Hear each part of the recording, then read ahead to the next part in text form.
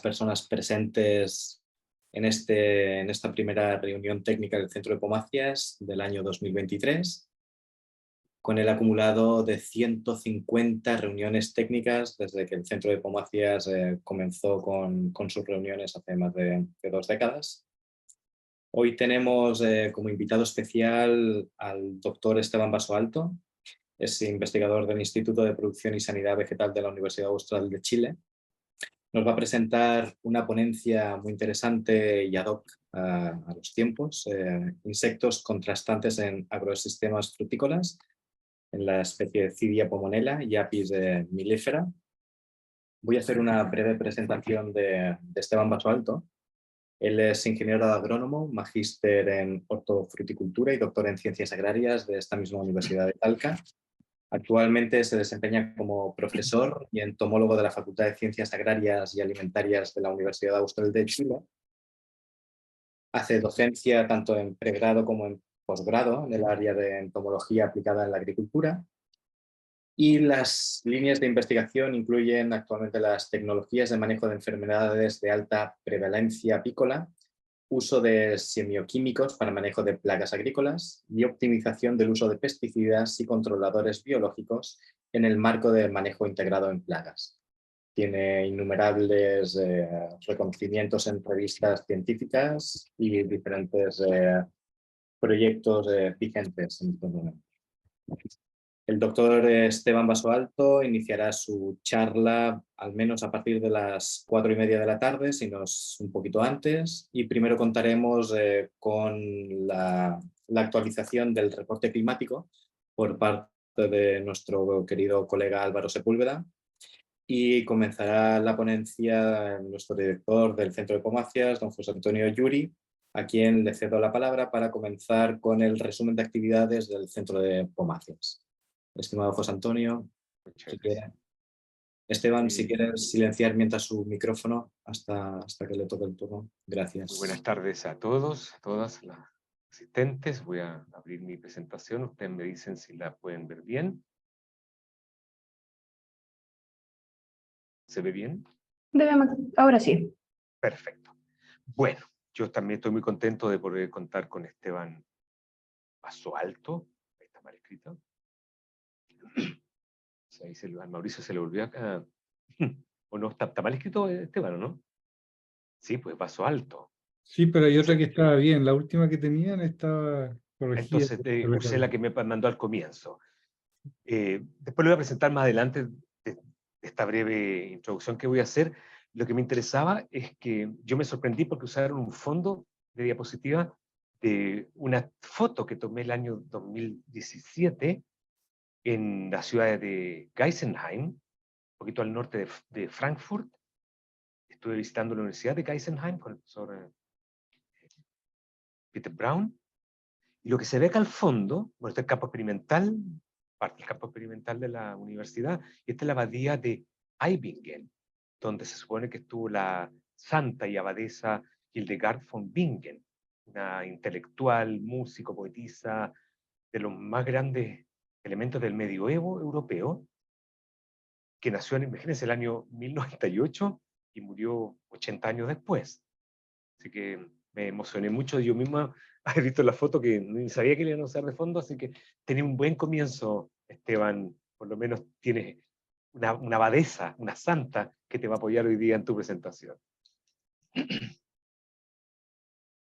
Estamos ya con el boletín técnico en la última etapa de corrección, pues el boletín, junto con el de la POMA Expo, son los boletines más complejos, pues son muy, muy extensos, y con participación de diferentes expositores. Por lo tanto, estamos en el proceso ya de edición y para subirlo a la internet, yo calculo que no antes de fin de febrero, sí. Eso corresponde a la sexta Cherry Expo que tuvimos hace prácticamente un mes y medio atrás.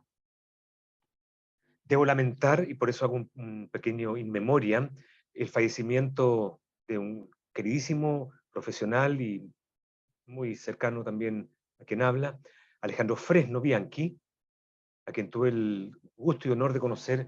Yo diría que acá está la foto, la primera que nos juntamos, el año 2003, exactamente hace 20 años, ambos éramos bastante más jóvenes, y nos falleció repentinamente a una edad, bueno, no era un niño, pero 74, 75 años, todavía uno esperaría que uno pudiera permanecer más tiempo en este mundo.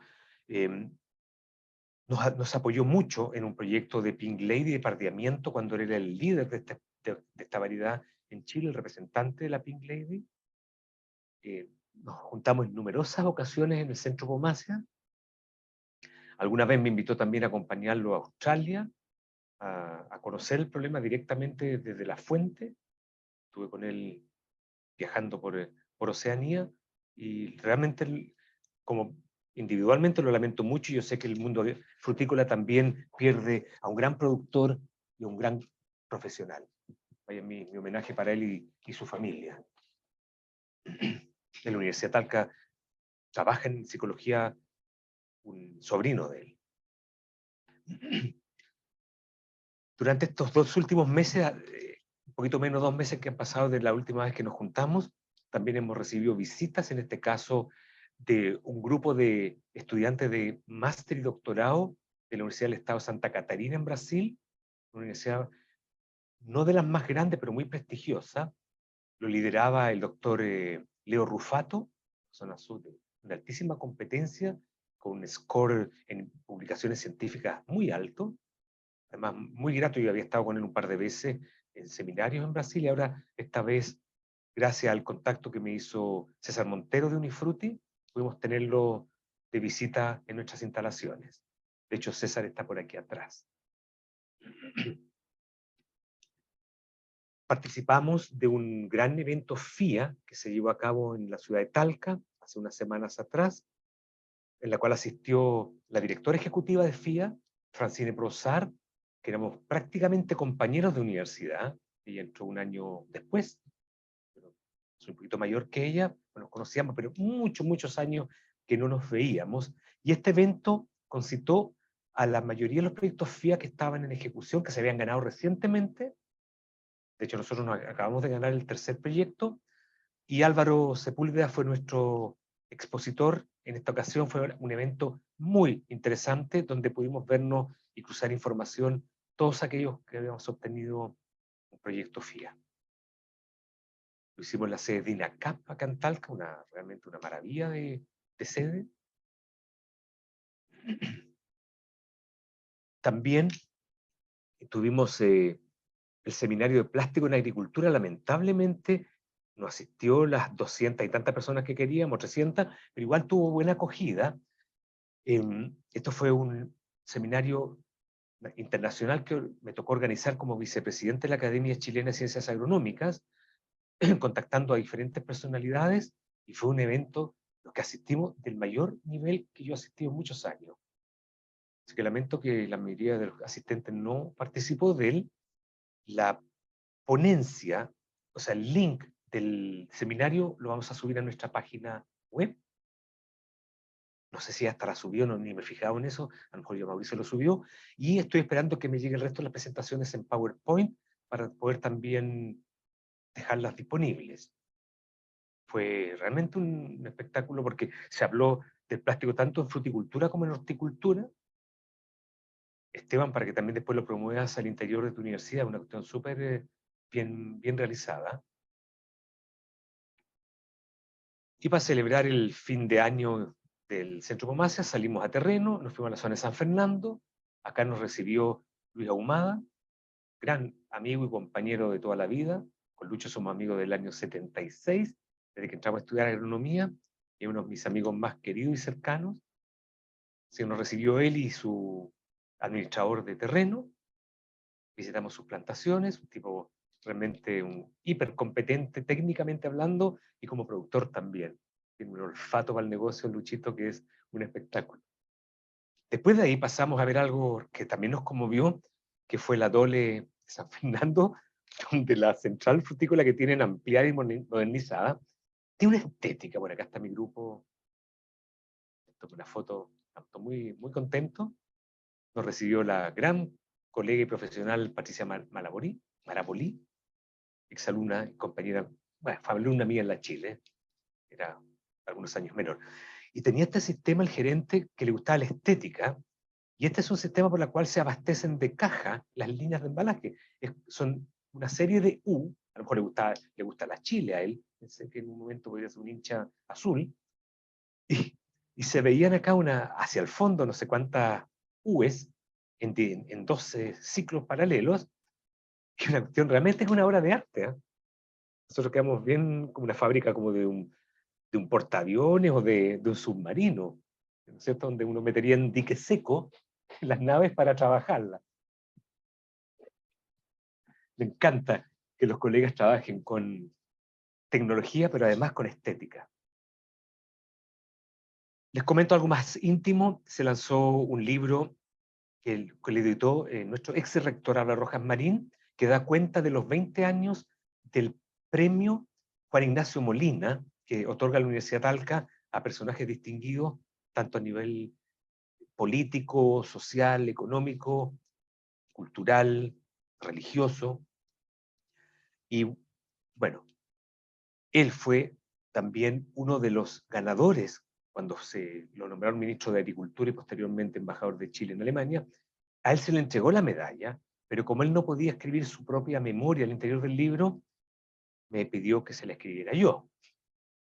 Y como yo no tengo muchos pelitos en la lengua, se lo escribí como es, en las cosas buenas y en las no tan buenas, pero que ese conjunto hace que él sea la persona que es hoy día, un ser humano profesional excepcional, y lo que logró en la Universidad de Talca en los 27 años que tuvo a cargo se debe tanto a sus virtudes como a sus defectos. Y todos, y cada uno de nosotros, somos la sumatoria de nuestras virtudes y defectos. Y los defectos son parte también de nuestros éxitos, para que no los despreciemos tanto.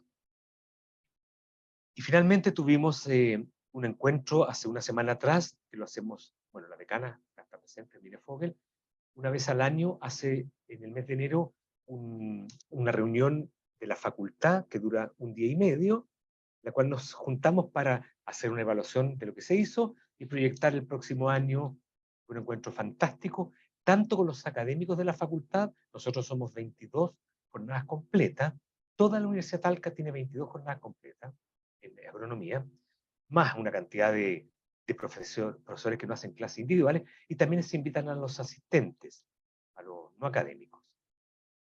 Aprovecho de mencionarles que la Universidad de Talca este año en la prueba, no sé cómo se llama, PCA, PDC, como se llame la PSU, que era el año PSU, tuvo una postulación altísima, superando yo diría que la mayoría de las universidades en cuanto a número de postulantes por cupo. Creo que llegamos a 5 postulantes por cupo cuando veníamos en un promedio de 2.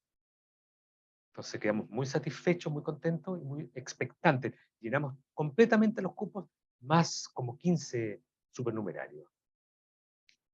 No sé cómo le habrá ido a ustedes, a Esteban, allá, pero lo podemos ver después.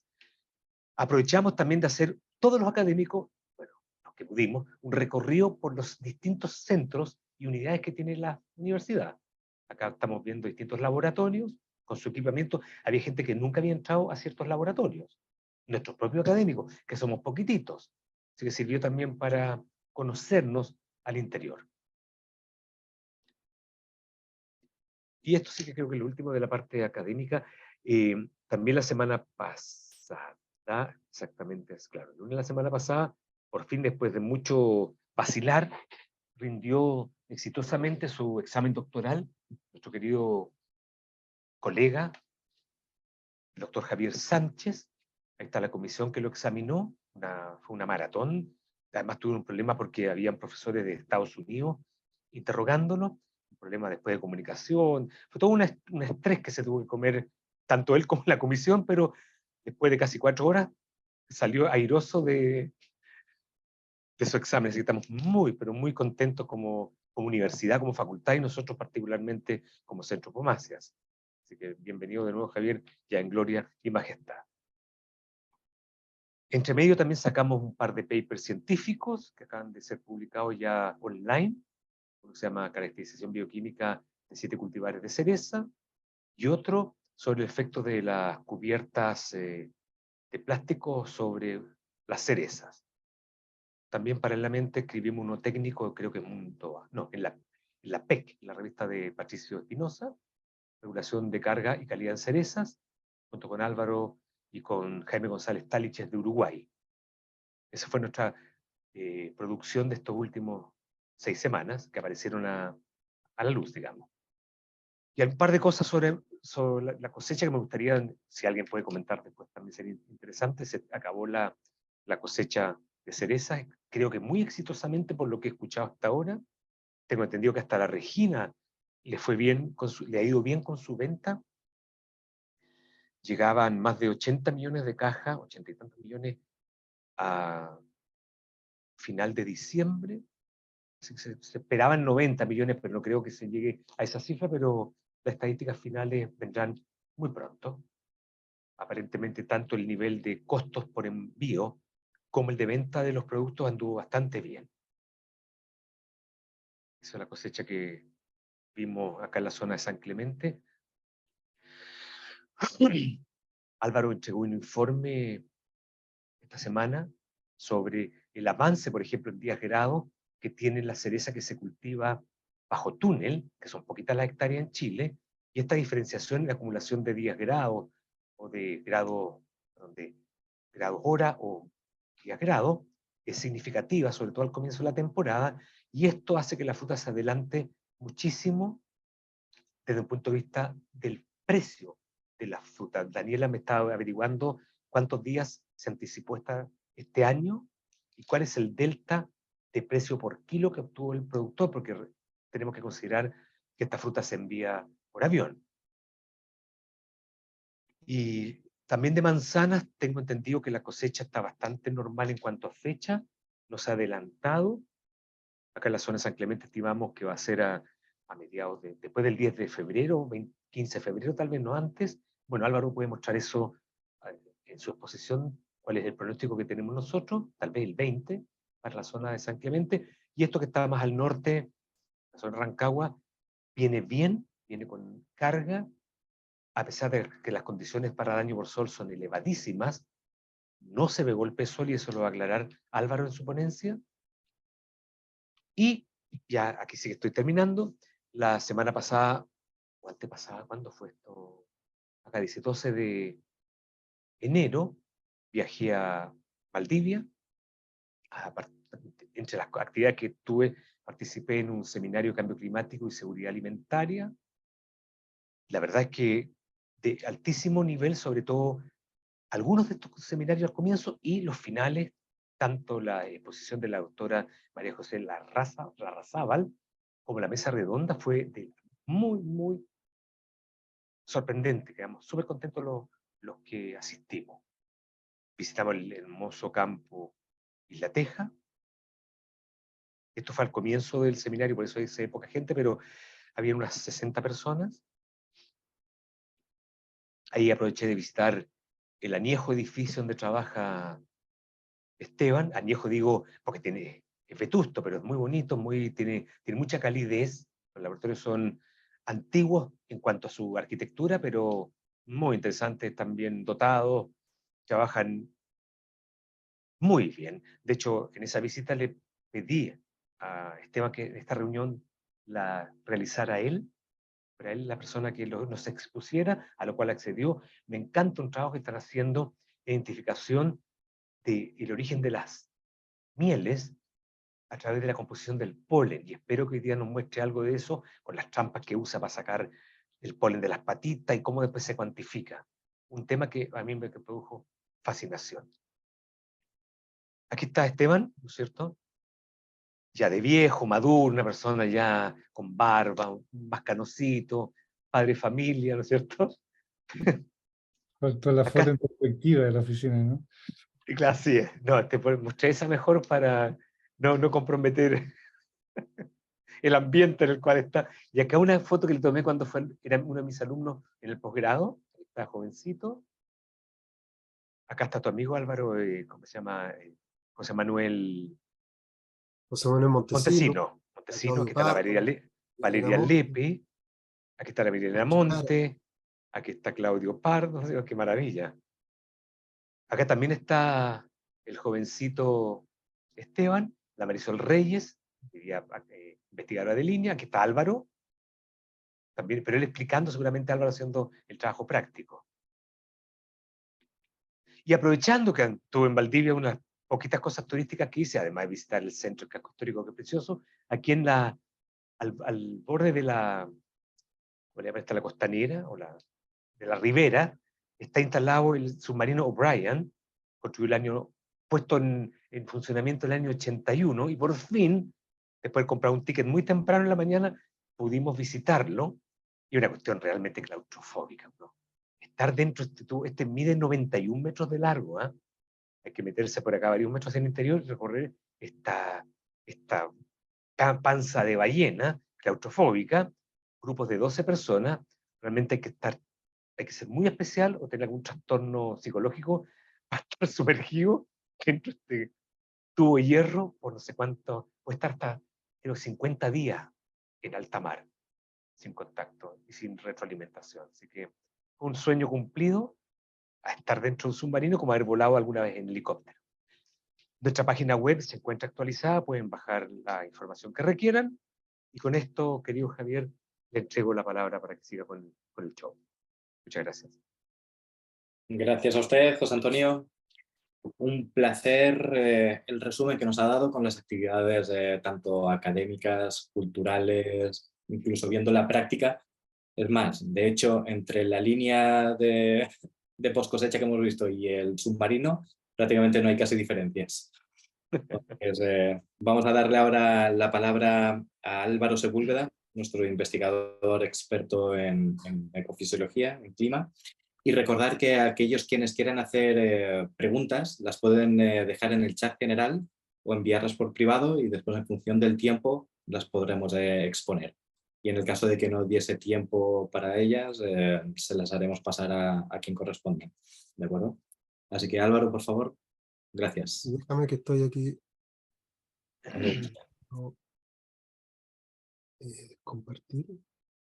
Álvaro va a realizar una actualización del reporte.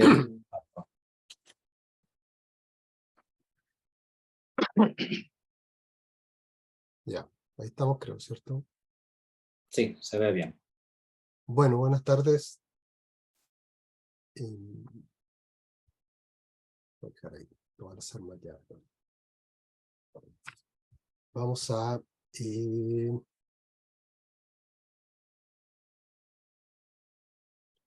a empezar. Bien, lo que vamos a revisar en esta ocasión tiene que ver con las condiciones ambientales y su efecto principalmente sobre la cosecha de galas y en la cosecha de cerezo, que yo creo que son como los dos puntos como más importantes que tienen efecto en las condiciones que se están desarrollando ahora. Entonces vamos a ver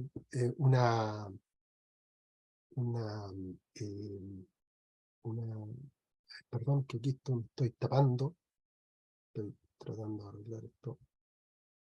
Bueno, vamos a revisar cómo se han ido desarrollando las temperaturas, la acumulación térmica y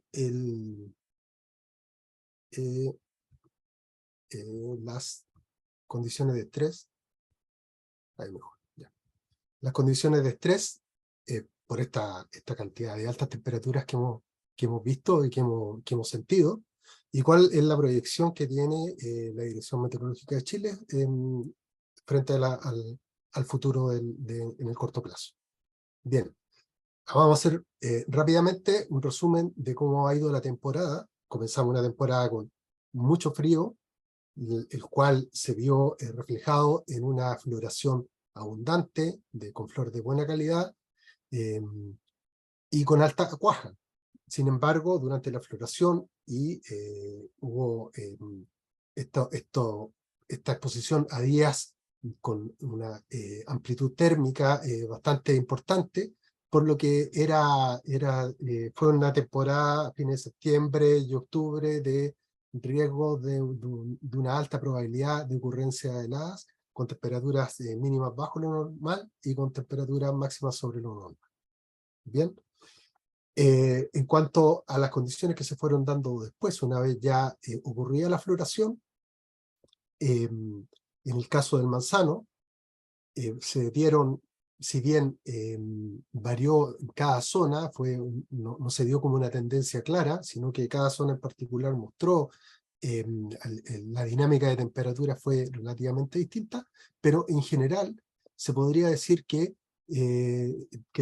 durante octubre las condiciones ambientales no fueron particularmente nocivas como para la producción de manzana. O sea, deberíamos esperar que ya ahora que se está comenzando a madurar y prontamente se va a cosechar la fruta, que estas condiciones durante la primavera no tendrían un efecto negativo sobre la calidad. Es decir, deberíamos esperar una cosecha dentro de las fechas habituales y una post cosecha más bien normal.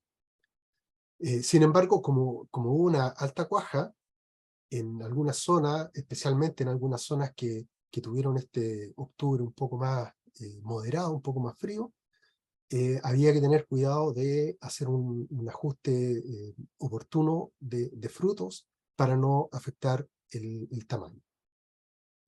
Durante noviembre, o lo poco que vemos de las condiciones de noviembre, tienen un mayor efecto más que sobre las manzanas que están creciendo, porque ya salieron de su etapa de visión celular, por lo tanto no hay un efecto directo de las temperaturas sobre ellos. Sí, las temperaturas en diciembre pueden estar afectando a las cerezas que se están cosechando.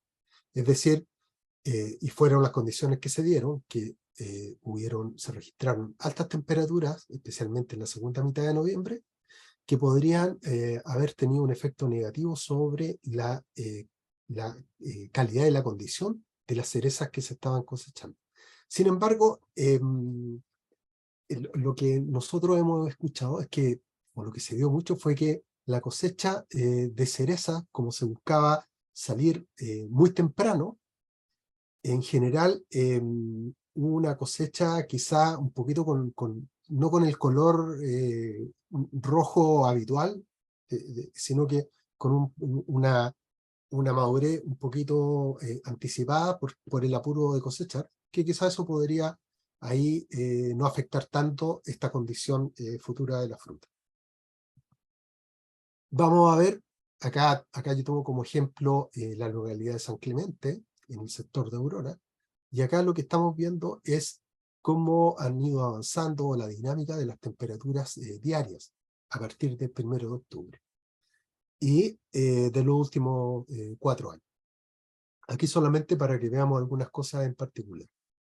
En la temporada 2019-2020, como lo más relevante de las condiciones térmicas fue que durante noviembre se registraron estas altas temperaturas. Y acá vemos algunos días de noviembre con temperaturas máximas sobre los 30 grados. ¿Bien? ¿Y por qué es relevante esto? Porque ese año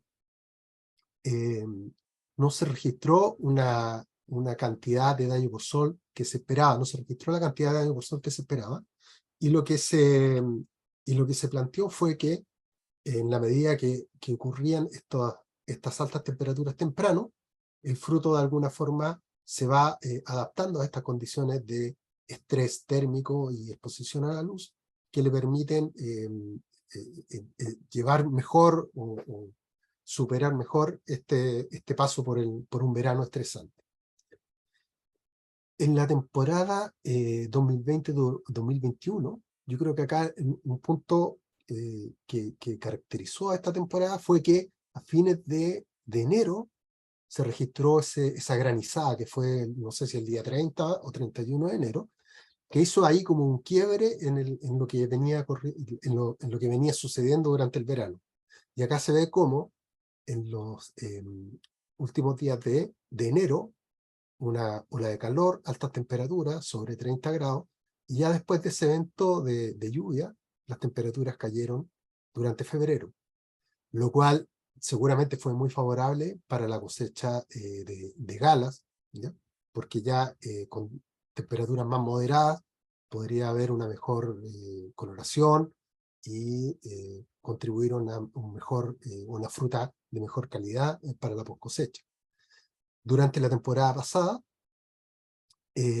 lo que vimos fueron dos cosas puntuales. Uno, que altas temperaturas en diciembre, ¿ya? Aquí prácticamente la segunda quincena de diciembre con temperaturas sobre 30 grados y varios días con temperaturas sobre 35 grados, y especialmente con un efecto negativo sobre la cosecha de galas, estas que se registraron acá durante la primera quincena de febrero, ¿ya?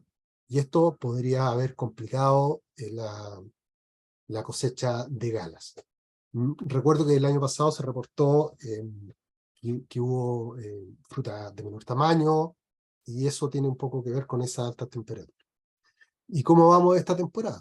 En esta temporada se caracterizaba por temperaturas altas bastante temprano. Acá hubo un récord de alta temperatura el 1 de noviembre, con temperaturas sobre 35 grados en la central acá. Sin embargo, estas son las que predominaron días con temperaturas sobre 30 en la segunda mitad de noviembre, que no es lo habitual. Y estas son las que se plantea que podrían haber tenido un efecto negativo sobre la cereza, pero también un efecto positivo sobre las manzanas que están creciendo, pero que no son lo suficientemente grandes para que se dañe por sol, pero que la exposición a esas condiciones podría generar ahí una ambientación de la fruta. Y en lo que va ahora del verano, altas temperaturas, días que se van intercalando de máximas muy altas, bordeando los 35 grados, y mínimas que están ahí entre los 15 y entre los 10 grados, también con una gran amplitud térmica. Ello ha generado o ha producido... perdón, todavía no. Esto está entre medio solamente para resumir un poco cómo ha sido, pero ya tomando los meses. Entonces vemos acá las temperaturas máximas, también en San Clemente, que son la media de las temperaturas máximas del mes. Entonces octubre, vemos como octubre, la línea roja que corresponde a esta temporada, fue una temporada para San Clemente dentro de si bien temperaturas máximas diarias altas, pero no excesivamente altas, pero sí después en noviembre, en diciembre y en lo que va de enero, es la temporada que ha registrado el promedio de temperaturas máximas de cada mes, el más alto en los últimos 5 años. Y las temperaturas mínimas, un poco lo mismo, en octubre, que temperaturas bastante bajas, pero sin embargo después en noviembre y diciembre estas temperaturas fueron más altas que el resto de las temporadas que se venían registrando. Y estas temperaturas máximas altas acá en diciembre y en enero podrían ahí tener un efecto negativo además sobre los primordios florales de los cerezos que están en su cosecha, en su etapa de diferenciación floral. Ahora sí lo que vamos a ver es la acumulación térmica que deriva de este movimiento cierto de temperaturas, y acá nos estacionamos en la columna de la derecha para ver la acumulación en GDH, que tiene que ver con el modelo que mejor representa un ambiente propicio para el crecimiento y para la actividad fotosintética, y vemos, si comparamos lo que ocurrió hasta ahora, hasta el 15 de enero, desde el 1 de octubre al 15 de enero, esta acumulación la comparamos con el promedio de las temporadas anteriores. Vemos que esta temporada, en general, para la zona central, está un poquito levemente menor a ese promedio de las temporadas anteriores, ¿ya? Sin embargo, no hay una tendencia marcada que sea muy bajo para todo, pero se ve que está cercano al promedio, pero en la zona central un poquito menos, y eso se puede también explicar por estas altas temperaturas, puesto que la temperatura excesivamente alta no contribuye en este modelo, y sin embargo hacia el sur sí se ve que ha sido una variación más positiva, se ha acumulado más GDH que en la temporada previa. Si revisamos el índice de estrés, aquí sí que se nota una tendencia al alza importante en todas las estaciones monitoreadas, en muchos casos con, uno podría decir, un tercio más de este indicador de estrés, en lo que va desde diciembre hasta el 15 de enero, y eso básicamente se da por altas temperaturas asociadas a baja humedad relativa. Hemos chequeado que este último año y el año anterior, la humedad relativa han sido súper bajas, entonces combinado con altas temperaturas genera una condición estresante muy demandante por agua en el ambiente. Si revisamos cuánto se ha acumulado en relación a los días que nosotros determinamos que son de riesgo para el daño por sol, también contabilizado entre el 1 de diciembre hasta el 15 de enero, y esto es que en los que se haya registrado 5 o más horas con temperatura sobre 29 grados, vemos como también esta temporada ha sido de bastante alta temperatura, superando el registro de temporadas anteriores, incluso en el sur. Sin embargo, como vimos, este registro, esta acumulación de altas temperaturas empezó a ocurrir temprano. Y esto es lo que se ve en este gráfico, en que se puede ver la acumulación de este tipo de días, o la cantidad de días con estas condiciones para la estación que monitoreamos en San Clemente, y cómo en cierta forma se ha desfasado esta curva de acumulación con una cantidad enorme de días.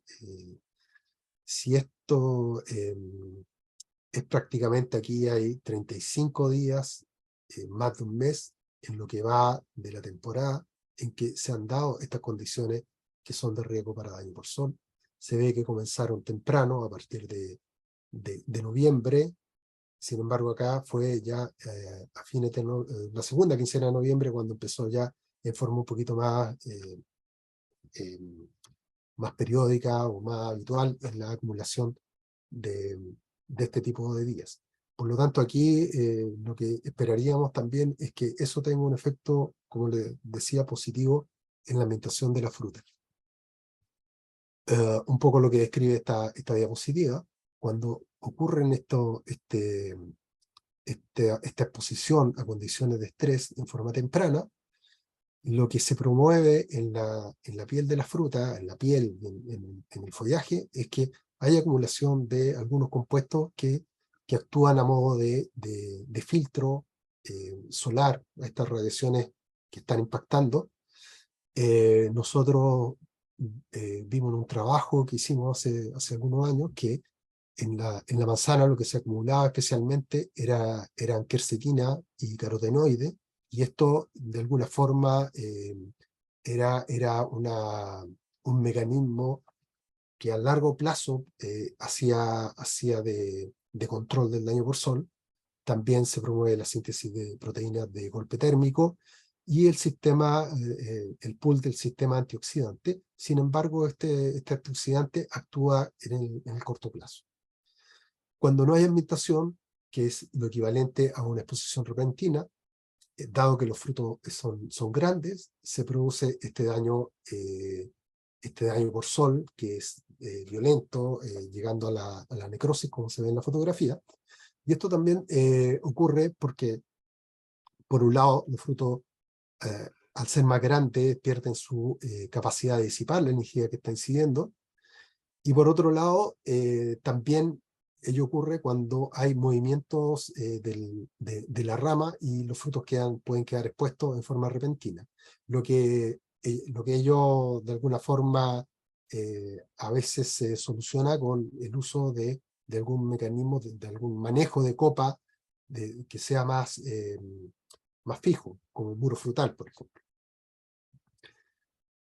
Por otro lado, vamos a revisar las condiciones de frío en la pre-cosecha, y que son relevantes, puesto que cuando se registra frío poco antes de la cosecha, en este caso pensando en la gala, lo que se ha observado es que hay un buen desarrollo de color.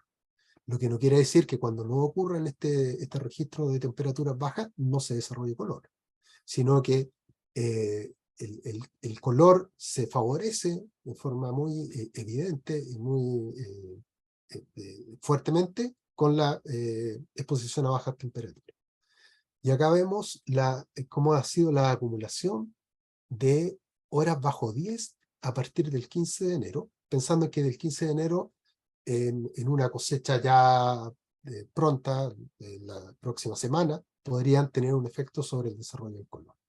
Y acá destacan dos de las zonas que monitoreamos, los niches y Chillán, como los que han registrado una mayor cantidad de horas de frío.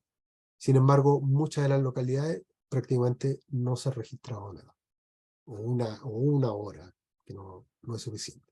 Entonces, a medida que vamos avanzando ahora en enero y en febrero, hay que estar atentos a las temperaturas mínimas, a ver cuál es el pronóstico, como para ver si es que se dan estas condiciones que pueden favorecer el color. Por último, el pronóstico de la Dirección Meteorológica de Chile para el próximo trimestre, de febrero hasta abril, pronostica temperaturas mínimas bajo lo normal para acá, para la zona del Maule. Acá esto que aparece con blanco es básicamente que no hay pronóstico, y temperaturas máximas sobre lo normal en prácticamente todo el territorio. Esto podría, como ha sido en las otras reuniones, hemos visto que esto genera cierta incertidumbre porque no sabemos si esto va a ser beneficioso o no para la cosecha en particular, si se dan estas condiciones de altas temperaturas como ocurrió el año pasado, puede ser complicado, pero se pueden dar también asociadas a bajas temperaturas que podrían estar de alguna forma favoreciendo el desarrollo de color. En resumen, hemos visto que en esta temporada se han dado estas temperaturas altas desde muy temprano, a partir de noviembre, lo que puede generar esta ambientación, o es el lado positivo de ello, y que puede favorecer la ambientación de las manzanas frente al daño por sol. Sin embargo, esto podría tener un efecto negativo en el tamaño y en el color de la cala, sobre todo en un año con alta cuaja y sin un ajuste fuerte, se podría ver bajo calibre. Un efecto negativo sobre la cosecha de cerezo, eso está claro, se requiere, ahora ya estamos terminando enero, estas medidas de mitigación de estrés, desde diciembre hasta enero, son los meses más complicados, para poder reducir el riesgo a frutos dobles para la próxima temporada. Las cosechas de gala estamos viendo que vienen en fechas más o menos normales, y generalmente esto está también asociado a poco desarrollo de color en varias zonas, y eso también puede ser complicado cuando se espera color en desmedro del avance en la madurez, y que ahí puede complicar la calidad futura de la fruta. Así que hay que estar atento a cómo sigue. Eso era lo que quería compartir. Si tienen algún comentario, lo pueden dejar por el chat y lo vemos más adelante. Muchas gracias, Javier. Muchísimas gracias, Álvaro, sobre todo por el esfuerzo que estás realizando con la voz, porque estás pasando por un catarro, un proceso gripal, y sobre todo también por mantenernos con los datos actualizados hasta el día de ayer, 23 de enero de 2023. Álvaro, en tu presentación se ve claramente cómo han ido variando los promedios de las temperaturas máximas, y aún así cómo se ve un gradiente de temperatura, un gradiente de acumulación térmica desde el norte hacia el sur. Y sobre todo con las diapositivas que has puesto al evaluar los días de riesgo por daño por sol, en los que aparece como el modelo en la zona de San Clemente. Quizás más adelante sería bueno a lo mejor que nos mostrases también otras zonas más al sur, para ver cómo ese índice de daños de riesgo por daño por sol va también variando con respecto a la zona. Sí, no hay problema, no hay problema. Lo que pasa es que a veces queda, cuando los gráficos tienen mucha información, se pierde lo que se quiere mostrar. No, ha sido Pero eso lo presentación. podemos complementar y queda en el material que se va a subir al sitio web y también después en el boletín. Perfecto, gracias Álvaro. De hecho, esta misma acumulación térmica hacia el sur va a ser una pregunta que yo ya se la dejo en manos de Esteban para ver si esta variación climática se influirá también en la población de plagas, si se verán nuevas plagas más hacia el sur que antes a lo mejor no se veían y demás.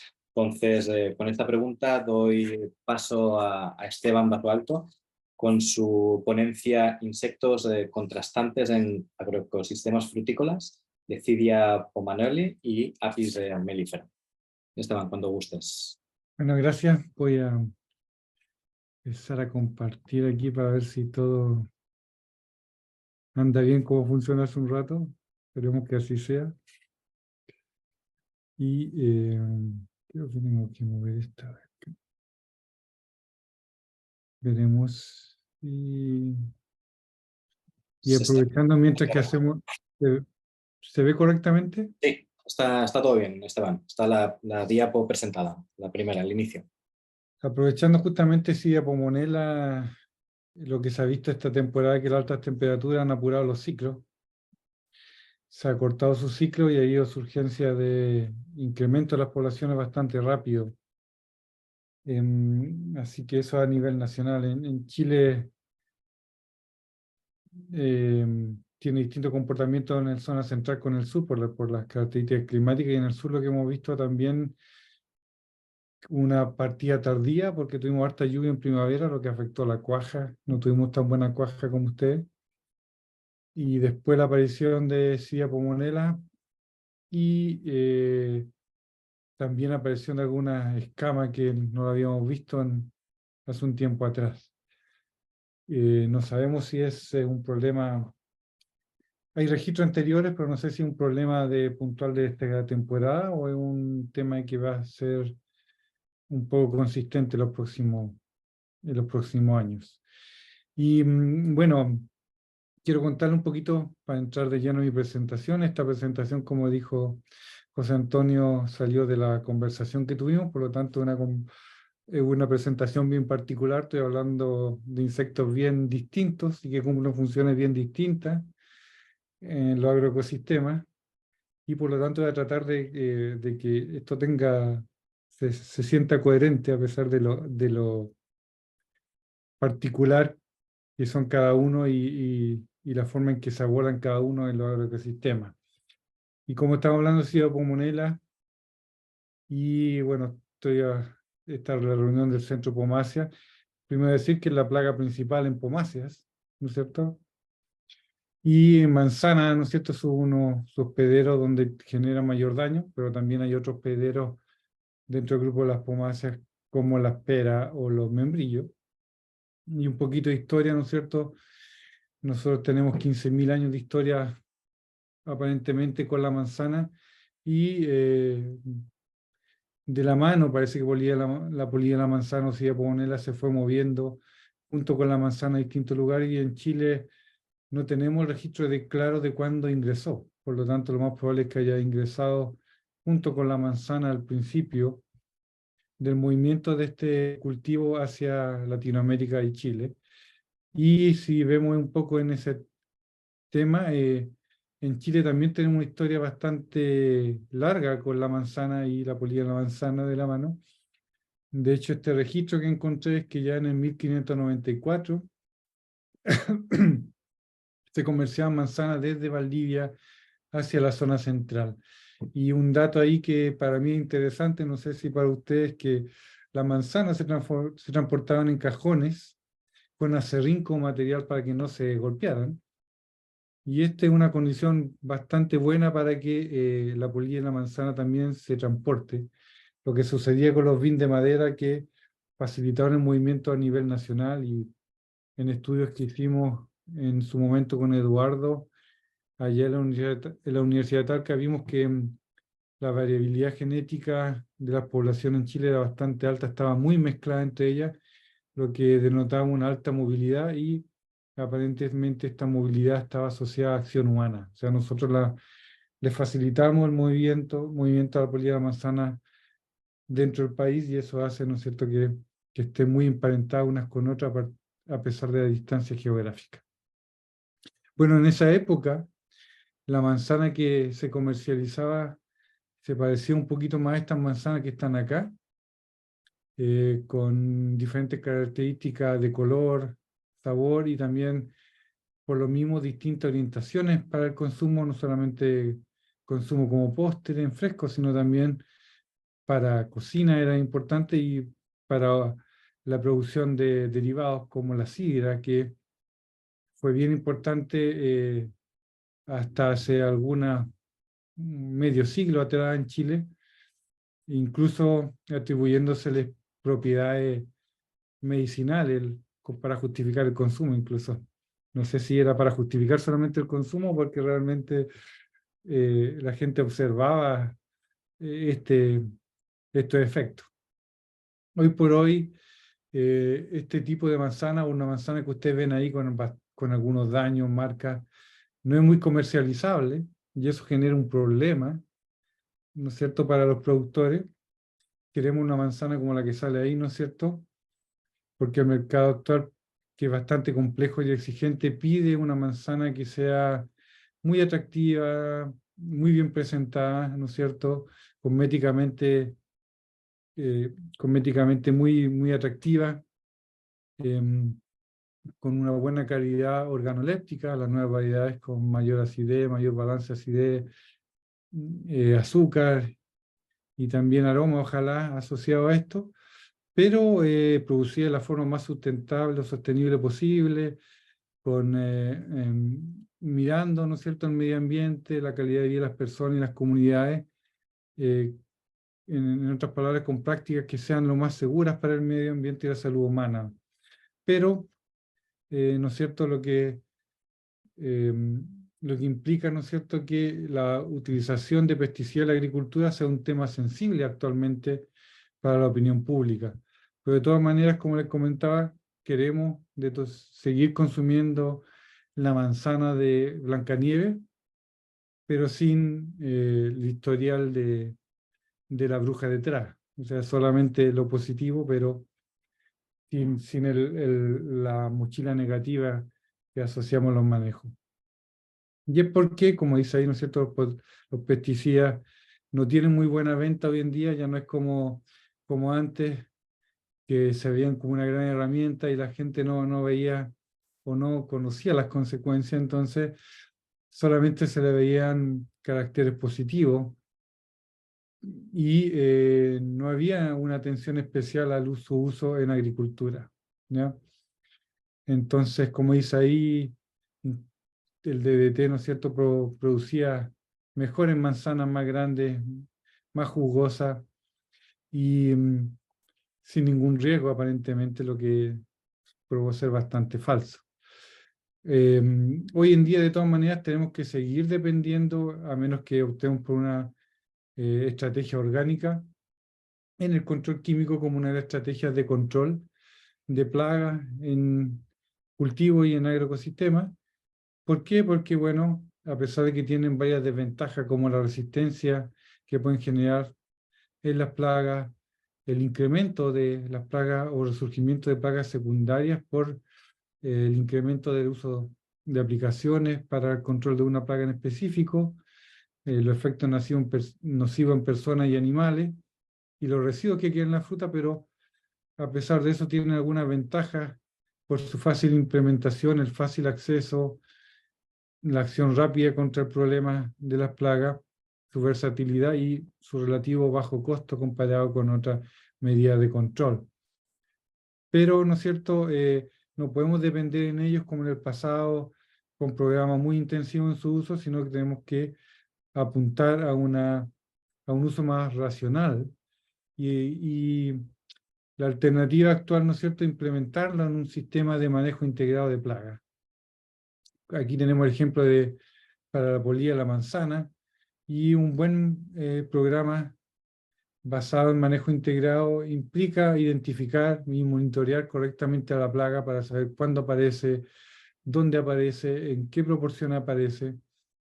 Generar medidas preventivas, como aquí aparece en el centro, en el tronco del árbol, ustedes ven simplemente un cartón corrugado que se amarró para que las larvitas que lograron completar su desarrollo y que bajen a refugiarse para completar, para llegar a ser adultas, se ubiquen, ¿no es cierto?, se metan en esos cartones y las podamos destruir, previniendo que se transformen en adultos y que completen el ciclo generando daño en la fruta.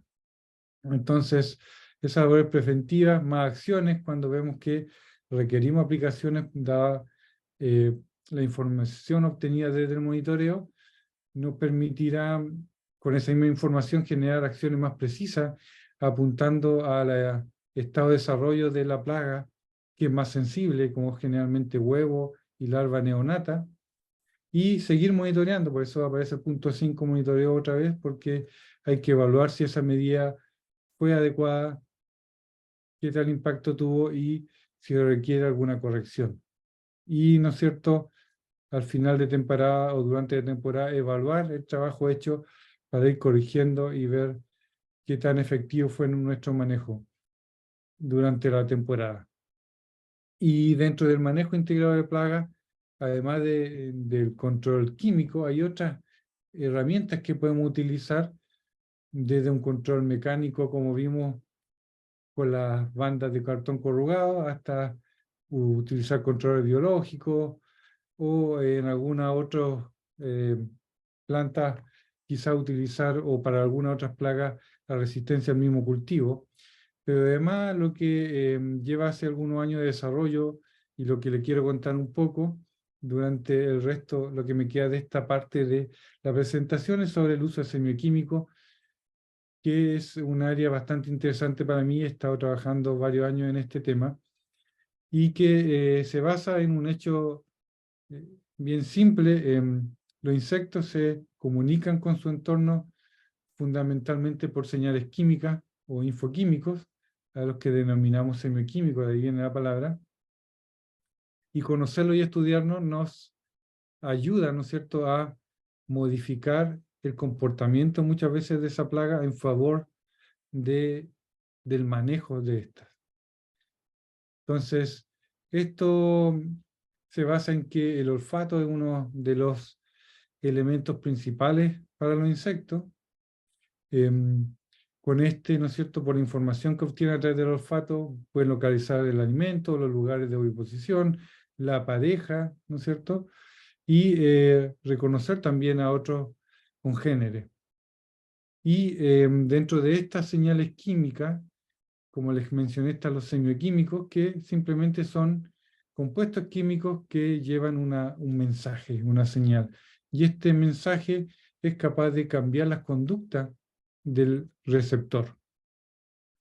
Y podemos señalar aquí algunos grupos bien importantes, como la feromona, que está descrita en el segundo párrafo, que son señales químicas que emite un insecto y que afectan a un congénere, o sea, tienen impacto sobre individuos de la misma especie. ¿Ya? No afectan y no tienen, no conllevan información a individuos de otras, de especies distintas. Por lo tanto, son bien específicas, lo que le da una característica bien particular para su uso. Y el resto, ¿no es cierto?, a los que no son feromonas le llamamos aleloquímicos, y aquí están las cairomonas, que son sustancias que emite un organismo y que genera una respuesta en un receptor de otra especie, y que generalmente es beneficiosa para el que recibe.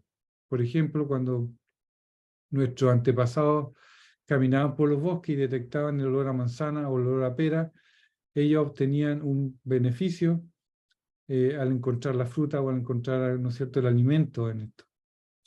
En este caso quizás mi ejemplo no es tan bueno, porque lo que estoy nombrando es otro tipo de aleloquímico, que es una cinomona, porque también, como sabemos y como nos explicó el profesor Yuri en sus clases, La fruta también es un medio que utiliza la planta para lograr mover su semilla a otros lugares, ¿no es cierto? Y esparcir, ¿no es cierto?, a su especie y también asegurar la subsistencia de la especie.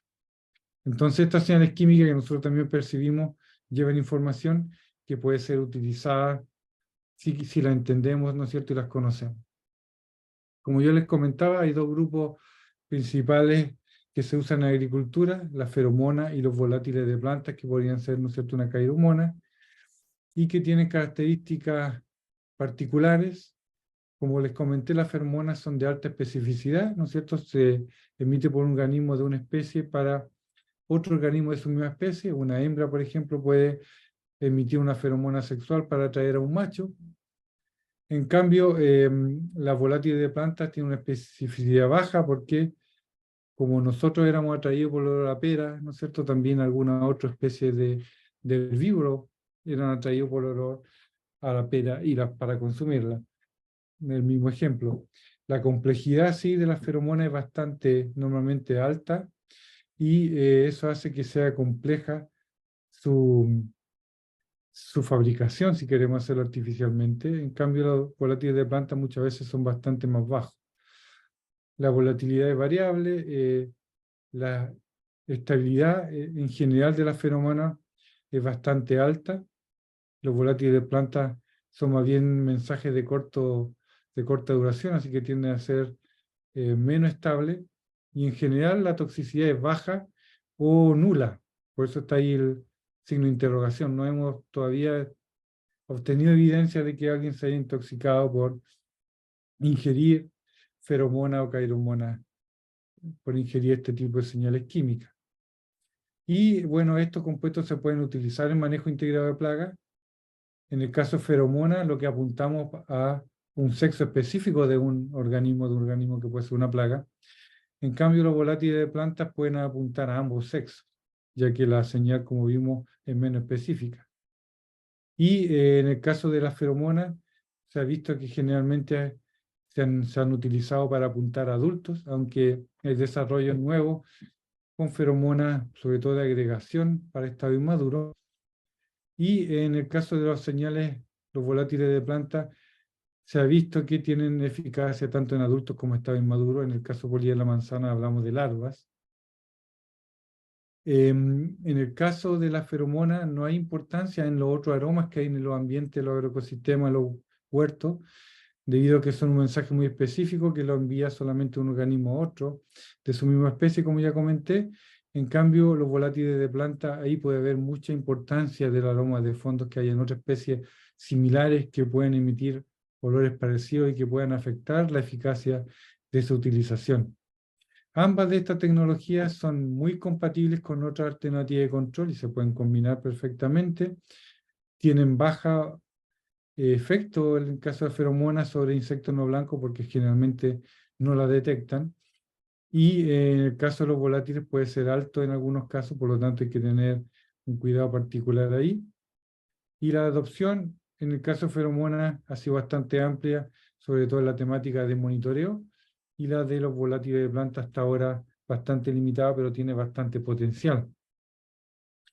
Usted un poco quizás habrán escuchado del uso de feromonas, y estas tienen bastante interés porque, sobre todo a través del monitoreo con ellas, nos permiten detectar focos de alguna plaga, ¿no es cierto? Y también hacer el seguimiento de cómo se desarrollan las poblaciones durante la temporada. Y esa información nos permite determinar el mejor lugar y momento para una medida de control, lo cual va a disminuir los costos de control, ya que podemos hacer medidas mucho más precisas y menos en número. Y eso también va a tener un impacto menor sobre organismos no blancos como depredadores o benéficos.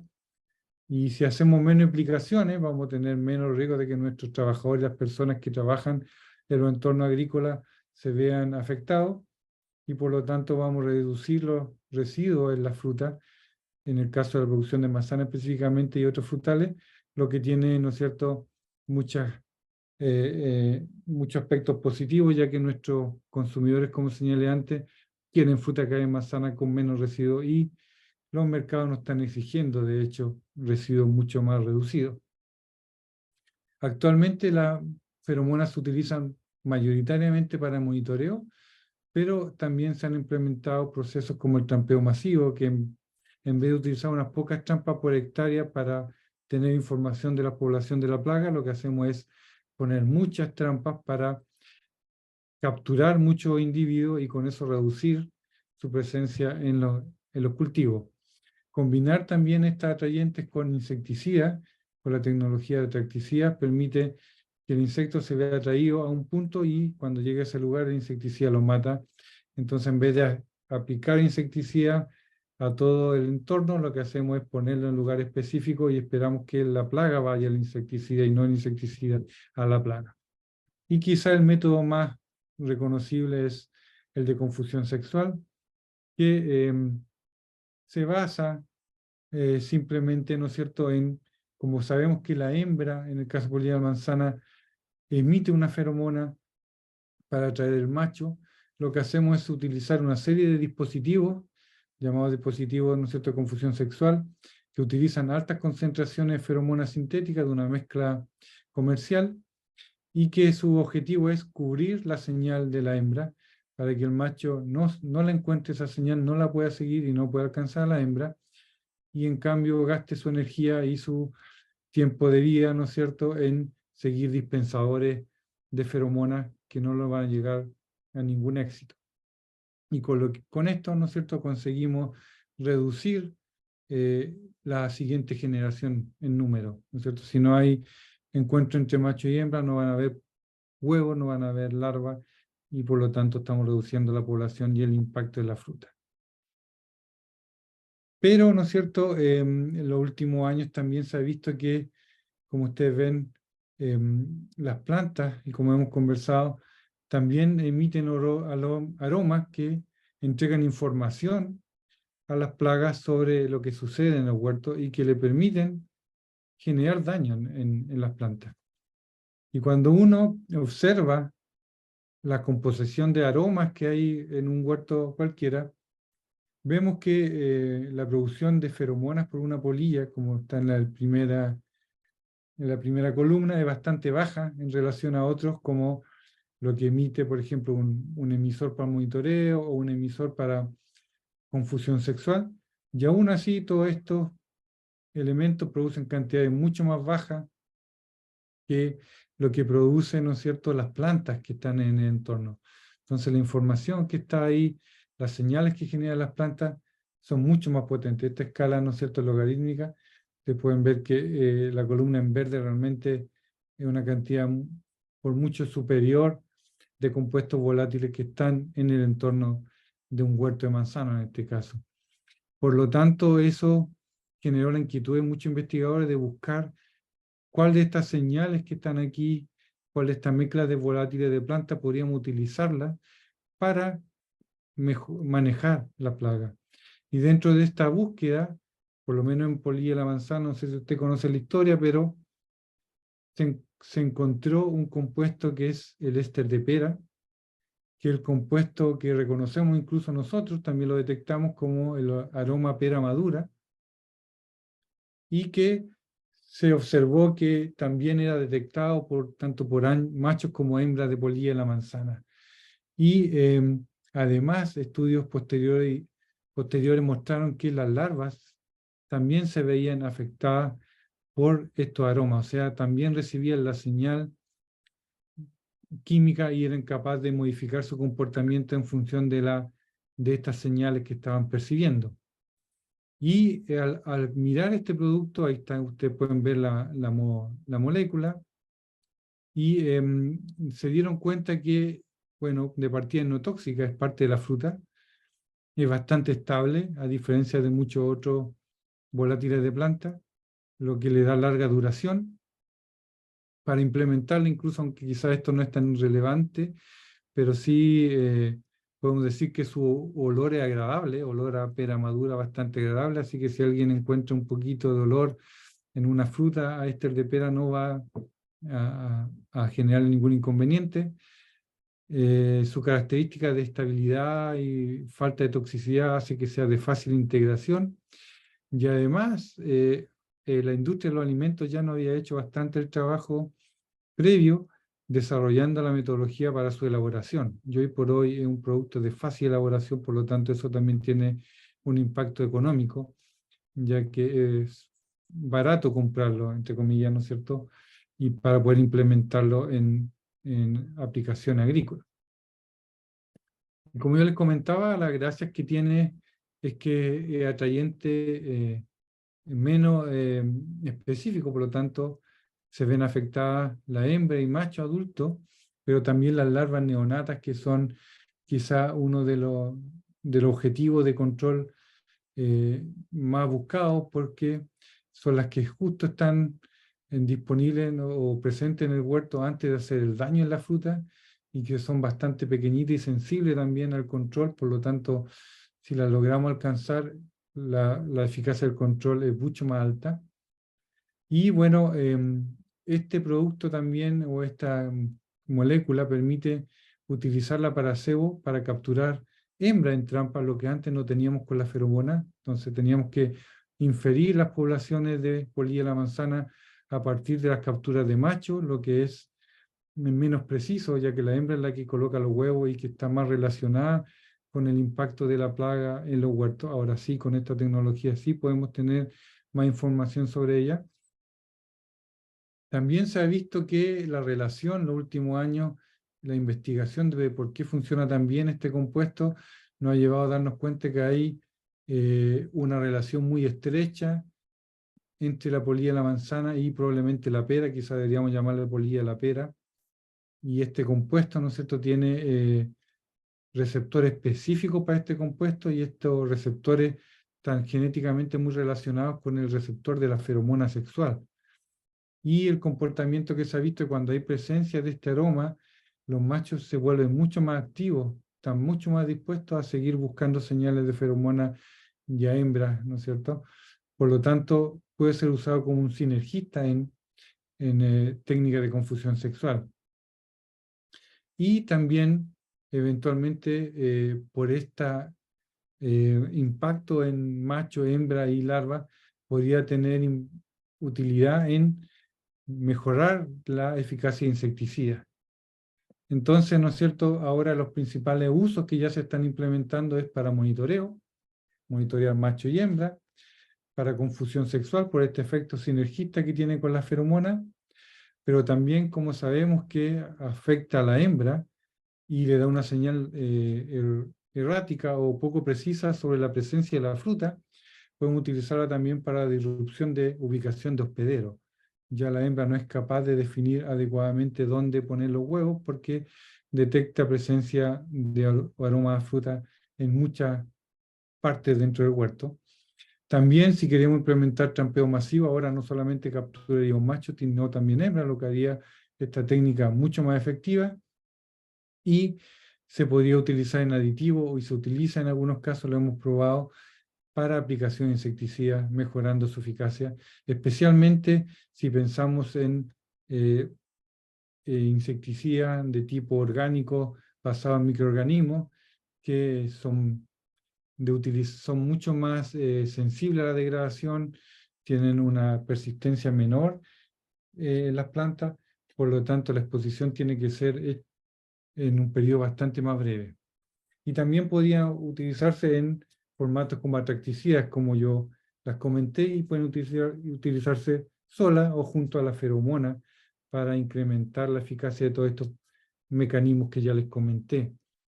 Como yo les mencioné rápidamente, tiene un impacto en larvas neonatas, que es la que empieza a generar el daño, de ahí parte la que sale del huevito y que va a penetrar la fruta y va a generar el problema en los huertos. Y los estudios han demostrado que genera atracción en estas larvas, hace que cambien su comportamiento natural de locomoción, también cambien su preferencia, su capacidad de elegir al hospedero o el área de alimentación, digamos. Entonces ya no ven tan claras las frutas dentro del árbol, y generando detenciones prolongadas o deambular de la larva por distintos lugares del árbol sin llegar realmente a la fruta, porque no la pueden ubicar adecuadamente. Y eso, ¿no es cierto?, tiene bastante elementos positivos para el control, ya que la expone a las condiciones ambientales de partida para los controles naturales y también eventualmente nos ayudaría a nosotros en su control. En la hembra, como ya comenté por ahí, afecta la capacidad de que la hembra encuentre la fruta, y ella en su comportamiento natural es como una buena madre, buscar ubicar el alimento para poder poner sus huevos cerca de este para que sus larvas tengan mayor chance de sobrevivencia. Entonces, aplicaciones de éster de pera lo que hace es estimular posturas en distintos lugares porque sienten que hay mucha disponibilidad de alimentos al detectar esta señal, ¿no es cierto?, muy abundante en los huertos. Y la postura tampoco ocurre tan cerca de la verdadera fruta, sino que ocurre en cualquier lugar. Por lo tanto, en vez de favorecer a la próxima generación, lo hacen más difícil que encuentren el alimento. Por lo tanto, ¿no es cierto?, ahí surge la pregunta, una de las preguntas que surge es si el uso de éster de pera podría mejorar la efectividad en los insecticidas, como por ahí yo algo comenté, y nosotros hicimos estudios en Estados Unidos que demostramos que independiente del ingrediente activo, hay un paper publicado acerca de esto, sí se lograba aumentar la eficacia. Y eso se ve en las columnas azules, que en ese caso se agregó éster de pera a la mezcla, a la turbo, por ejemplo, ¿no es cierto?, a la mezcla de agua con insecticida, y se aplicó, y comparando con la aplicación sola, que es la columna verde, en todos los casos ustedes ven que el porcentaje de daño de fruta fue menor, ¿ya? Y llegando a niveles bastante interesantes con una aplicación. Otra cosa interesante, ¿no es cierto?, si la utilizamos en confusión sexual, como ustedes ven acá, combinándola con el confusor tradicional, entonces agregándole a la feromona que tiene el confusor tradicional éster de pera, lo que también observamos es un descenso en el daño de la fruta. En las primeras dos columnas representan una parte de la temporada, al principio de la temporada, y la columna naranja representa el periodo de pre-cosecha. En las primeras dos corresponden a aplicación solamente de feromonas en un programa de confusión sexual, que alcanza un nivel de un daño de 0,9, menos de un 1%, lo que es bastante bueno, pero sí, como se ve en las siguientes dos grupos de columnas, aplicamos en el mismo emisor una cierta cantidad de éster de pera, en este caso 60 miligramos por dispositivo, ¿no es cierto? Lo que observamos es que el daño en la fruta desciende a niveles menores al 0,2%, lo que se acerca mucho a un muy buen programa de manejo con insecticidas. Y obviamente sin el problema de los residuos asociados a la fruta. Por lo tanto, eso es bien interesante para un productor. Y en los últimos años nosotros también nos percatamos de que, también estudiando y otras plagas, de que no solamente el olfato juega un rol importante para los insectos en su eficacia como plaga, sino también la visión. Los insectos son bastante, quizá su principal comunicación con el medio ambiente a través de señales químicas, pero su segundo forma de comunicarse y recibir información del medio a través de la vista. Y por eso tienen ojos bastante desarrollados. En general, todos los adultos y las larvas presentan, en el caso de polilla de la manzana, tenemos presencia de ojos, por lo tanto están recibiendo información con órganos, ¿no es cierto?, especializados, y quizás podríamos utilizar esas señales, esa información a favor del control de plagas. Y lo que hicimos, ¿no es cierto?, es observar diferentes tipos de longitud de onda, y nos dimos cuenta de lo que también está reflejado en la literatura, de que por algún motivo particular los adultos de polilla de la manzana son sensibles a la luz ultravioleta. Entonces, nos dimos cuenta por una serie de evaluaciones que podíamos utilizar la luz ultravioleta para incrementar la atractividad de trampa a la polilla de la manzana. Y ustedes pueden ver, ¿no es cierto?, la primera línea, o sea, después de los títulos, ¿no es cierto?, la primera línea de datos de la tabla, dice no light, y representa las capturas por trampa solamente con un atrayente, en este caso un atrayente basado específicamente en volátiles de planta, y si utilizamos diferentes fuentes de luz UV, en este caso todas son pequeñas lamparitas basadas en tecnología LED y que utilizan un panel solar para que no haya necesidad de conectarla a algún sistema eléctrico, así que puedan ser más fácilmente implementadas en el campo. Y vimos que hay un efecto especialmente con luces de tamaño mediano a grande, que probablemente tienen mayor capacidad lumínica, obviamente, al ser de mayor tamaño. Y podíamos incrementar casi, ¿no es cierto?, al doble, como ven con la luz grande, la captura de macho y la captura de hembra, lo que se ve bastante promisorio, sobre todo en aplicaciones como el trampeo masivo.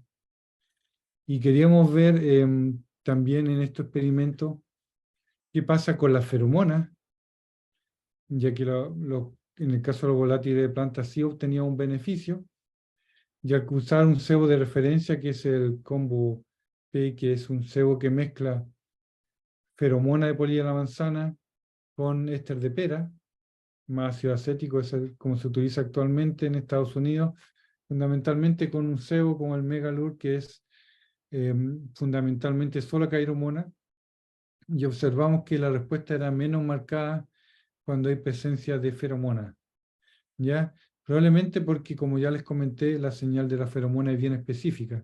Entonces, no se genera, hay unas diferencias observables, pero estadísticamente esas diferencias no son suficientemente importantes como para justificar su uso en ese tipo de tecnologías, pero sí en tecnología basada en volátiles de planta se ve bastante promisorio, sobre todo en la captura de hembras, que son la pieza clave, ¿no es cierto?, en la conformación de las poblaciones de polilla de la manzana temporada a temporada. Entonces, ahí vamos a seguir trabajando. Esta es una publicación, un dato crudo, ¿no es cierto?, que usted está mirando, todavía no está publicado, estamos trabajando en ello y evaluándola, y probablemente vamos a seguir un poquito en esta línea porque se ve que es bastante promisoria para generar una alternativa más de manejo para esta plaga. Y bueno, eso lo quería contarles un poco sobre polilla de la manzana, porque creo que estas ideas son menos frecuentes en la conversación normal o en la experiencia diaria de los productores y la gente relacionada a la producción de manzana. Creo que era más interesante hablar de estos temas que otros que quizás muchos otros investigadores cubren, como el uso de insecticidas, de distintas formas de aplicación, etc. Así que espero que esto le parezca interesante y al final espero, si tiene alguna consulta, poder contestarla. Y en la siguiente parte vamos a hablar, como digo acá, de los buenos. Los benéficos, que son también importantes para la fruticultura, para el éxito de una buena fruticultura, una buena producción de manzana, en este caso, ¿no es cierto? Y particularmente voy a centrar el resto de la presentación en la abeja de miel. Oye, perdón que ¿Sí? intervenga para hacer como una especie de break, porque para sedimentar lo que se habló, que yo lo encontré estupendo, muy bien presentado en la diapositiva, realmente un lujo. A lo mejor podemos hacer un break de preguntas. Podría ser, No por sé, supuesto. Javier, como para cambiar de sabor de la comida. Sí, me parece oportuno, José Antonio. Es más, ¿Quito la presentación un momento? no, Vamos a hacer deja preguntas. ahí Vamos a hacer esta. preguntas. Sí. Yo, para abrir un poquito el debate, quizás me gustaría, con respecto a la última tabla que has puesto, el por qué se sinergia se potencia el hecho del uso del ácido acético con estas formas. Sí, lo que sucede es que, bueno, ahí hay mucha historia que contar. Sobre esto yo he trabajado en el desarrollo de esta tecnología y lo que vimos que el ácido acético es un sinergista en general para atrayentes, sobre todo si hay presencia de volátiles de planta. Y cuando uno investiga un poco y hace eh, una evaluación de los volátiles presentes en cultivo, cuando hay fruta en un huerto, cuando la fruta ya está presente y sobre todo cuando está cerca de la maduración, es normal detectar cantidad importante de ácido acético. Y lo que se ha visto es que las plagas, sobre todo, incluso las polillas de la fruta, son capaces de detectar este ácido acético y la presencia de estas señales más complejas. El volátil de olor a fruta más este ácido acético hacen más atractivo estos dispositivos. Gracias. Y aprovechando que tengo el uso de la palabra, me gustaría saber si dentro del manejo integrado de plagas, con el uso de estos ésteres, estas cairomonas, si hay algún tipo de restricción para producción orgánica, ya que imagino que vosotros lo utilizáis o los experimentos que habéis hecho son sintéticos, son cairomonas sintéticas. Claro, lo interesante es que estos productos no tienen restricción para uso en orgánico y eso le da una nueva herramienta más. Generalmente en orgánico tenemos mucho más restringido las herramientas que podemos utilizar y este producto sí se pueden utilizar fundamentalmente por la forma en que se usan, ¿ya? Porque la mayoría de los casos se utilizan a través de dispositivos de emisión más que aplicaciones directas. Por lo tanto, no tienen una contraindicación en orgánico. Las feromonas son ampliamente usadas y ahora las cairomonas también están permitidas. Hay algunos compuestos, aquí el Megalur, estamos investigando en otros estudios para modificar algún componente porque en Estados Unidos, por ejemplo, no, a pesar de que se use como cebo, no le están dando el registro todavía como para agricultura orgánica. Pero en otros mercados sí, como en Europa no habría problema. Entonces ahí, pero en general el éster de pera y las feromonas no tienen ningún, son totalmente compatibles con el uso en agricultura orgánica. Gracias, Esteban. Cedo la palabra si algún participante quiere realizar alguna pregunta en la primera parte de la exposición de Esteban. Y si no, recordarles que igual pueden escribir las preguntas en el chat. A la 1, a las 2, a las 3. Continuemos entonces, Esteban, con la segunda parte de la presentación, con las Muchas abejas. gracias. Vuelvo a esta, yo como digo, hablemos de los buenos, porque en general la abeja de miel corresponde a un grupo que son los benéficos y dentro de esto los polinizantes, que tienen un rol muy importante en la producción frutícola. Y quiero partir primero haciendo una precisión. Cuando hablamos de abejas, en realidad estamos hablando de un grupo bastante grande. Técnicamente hablando, la abeja también engloba abejorros y abejas solitarias. Como ustedes pueden ver en esa imagen, insectos bastante particulares, pero que tienen un elemento común, que son beneficiosos porque son los que llevan el peso de la polinización asistida en agroecosistemas. Un dato interesante que la mayoría de las personas quizás no conoce es que 75% de las especies de abejas que hablamos cuando hablamos en general corresponden a especies solitarias.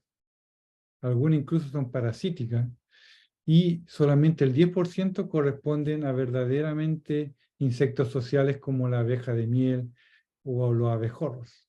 Entonces la mayoría en realidad corresponde a insectos solitarios, en algunos casos gregarios, se juntan con otros de su misma especie, pero cada uno ve sus temas personales en forma privada, ¿ya? En Chile tenemos, dentro de la superfamilia Apoidea, donde está la abeja, tenemos varias familias importantes, como lo que ustedes pueden ver, siendo Coletidae la más diversa, y también tenemos la familia Apidae, donde está la abeja de la miel, con la que vamos a ir hablando más adelante, pero aquí el principal responsable, o sea, principal representante es quizás el abejorro nativo Bombus dalbomi. No tenemos el género específicamente Apis, presentes en el país.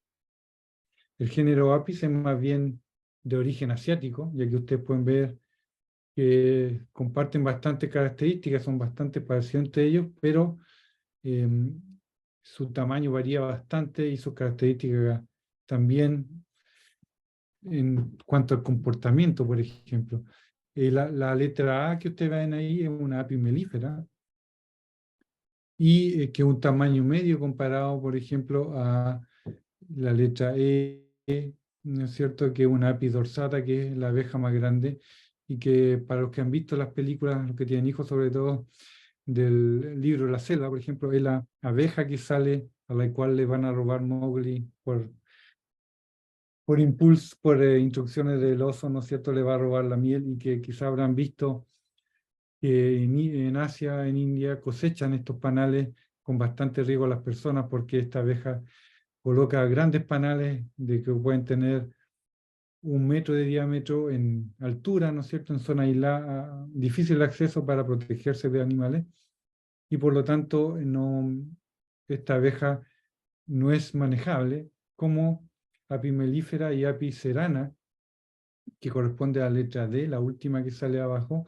que tiene la característica de hacer panales más pequeños, agrupados, ¿no es cierto?, en forma paralela y en lugares, ¿no es cierto?, cubiertos, o pueden ser un espacio en un tronco o entre las rocas, ¿no es cierto?, y que permitió a nuestros ancestros, ¿no es cierto?, tomar esta especie silvestre y transformarla en una especie domesticada, ¿ya? Apis cerana hasta hace poco todavía se utiliza comercialmente en Asia, en China incluso, pero ha sido las últimas décadas reemplazada por Apis mellifera, que es la que todo el mundo asocia cuando alguien dice abeja, piensa en Apis mellifera, la abeja de la miel, de ahí viene su nombre. Pero sabemos que tiene una historia bastante antigua, tiene al menos unos 80 millones por evidencia fósil de presencia en la Tierra, y nosotros conviviendo con ella como una especie, ¿no es cierto?, manejada alrededor de 5.000 años solamente. Y nosotros hemos sido responsables también de moverla desde su origen asiático y distribuirla por distintos lugares del planeta, y durante ese proceso hemos creado alrededor de 44 subespecies de Apis mellifera que se han adaptado y han generado características particulares de acuerdo al lugar donde habitan, pero todas tienen elementos comunes como que producen miel, cera y que viven en colonias donde una reina es la que rige la vida, ¿no es cierto?, al interior de la colmena. Y como mencioné reina, quiero recordarles que se organizan este insecto en forma de casta, un insecto social, ¿no es cierto?, donde la reina está en la parte inferior, es la que dirige la vida de la colmena y la que tiene un proceso de desarrollo más rápido, a pesar de que es la que vive más tiempo, es la más longeva dentro de la colmena. Otro de los componentes son los zánganos, que su función es justamente la reproducción sexual que tiene esta especie, ¿no es cierto?, compartir genes, facilitar, ¿no es cierto?, el intercambio genético y mantener, ¿no es cierto?, la diversidad genética que requiere una especie para ser saludable. Y la que hace el trabajo y la más abundante de la colmena es la obrera, que ustedes ven en la primera columna, que se demora alrededor de 21 días en pasar desde huevo hasta adulto, y en promedio vive otros 21 días más como adulto, cumpliendo distintas funciones. Si miramos a la obrera con más detalle, esta es una abeja que usted ya imaginará en la abeja típica, ¿no es cierto? Tiene un aguijón, por lo que muchos la mal recuerdan, por alguna mala experiencia, pero también que quisiera poner un poco de ojo en el cuerpo cubierto de pelos, muy delgadito, muy especializado, que le permiten ser un buen polinizador, uno de los mejores polinizadores que existen, ¿no es cierto? Además tienen su aparato bucal modificado, dice ahí proboscis, ¿no es cierto?, que está desarrollada para libar el néctar de las plantas en forma eficiente.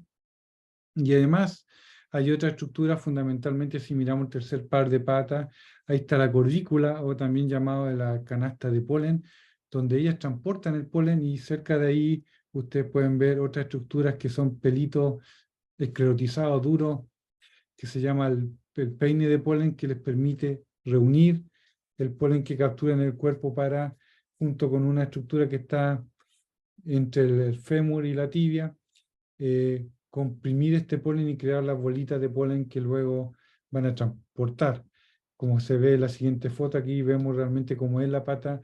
Esta pata recibe el nombre de colectora por sus modificaciones y ustedes pueden ver las características particulares que le permiten a la abeja transportar el polen que nosotros observamos. Y este polen que transporta no sirve para la polinización, así que es el polen que ella no alcanza a juntar en sus patitas, que queda todavía en el cuerpo, el que fundamentalmente permite la acción de la polinización, ¿ya?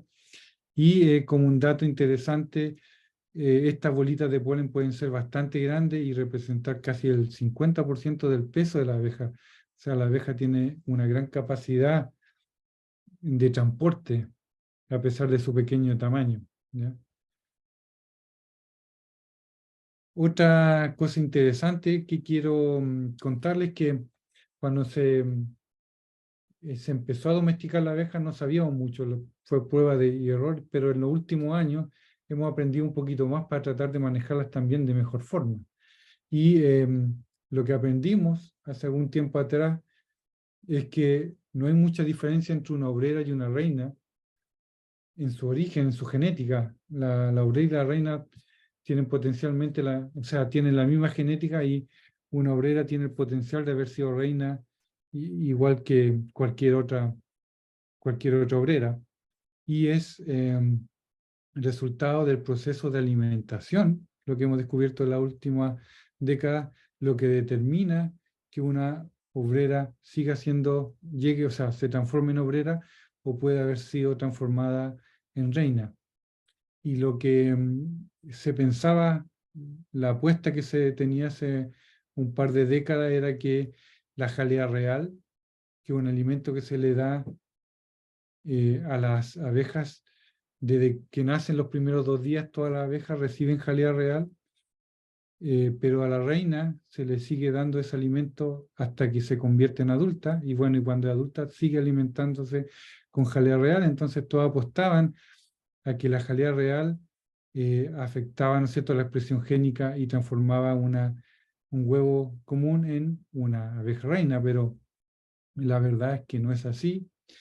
Los últimos estudios han demostrado que es el cambio de dieta a una dieta más rústica, basada, ¿no es cierto?, en el polen colectado en el campo y la miel, lo que transforma a la abeja en abeja obrera.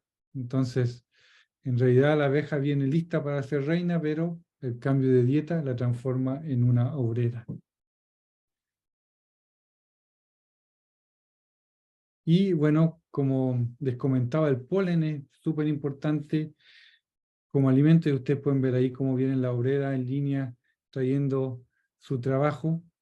Y porque las obreras como principal función tienen esta, colectar el alimento, pero también limpiar la colmena, procesar el alimento, alimentar a la reina, alimentar a las crías, defender a la colonia.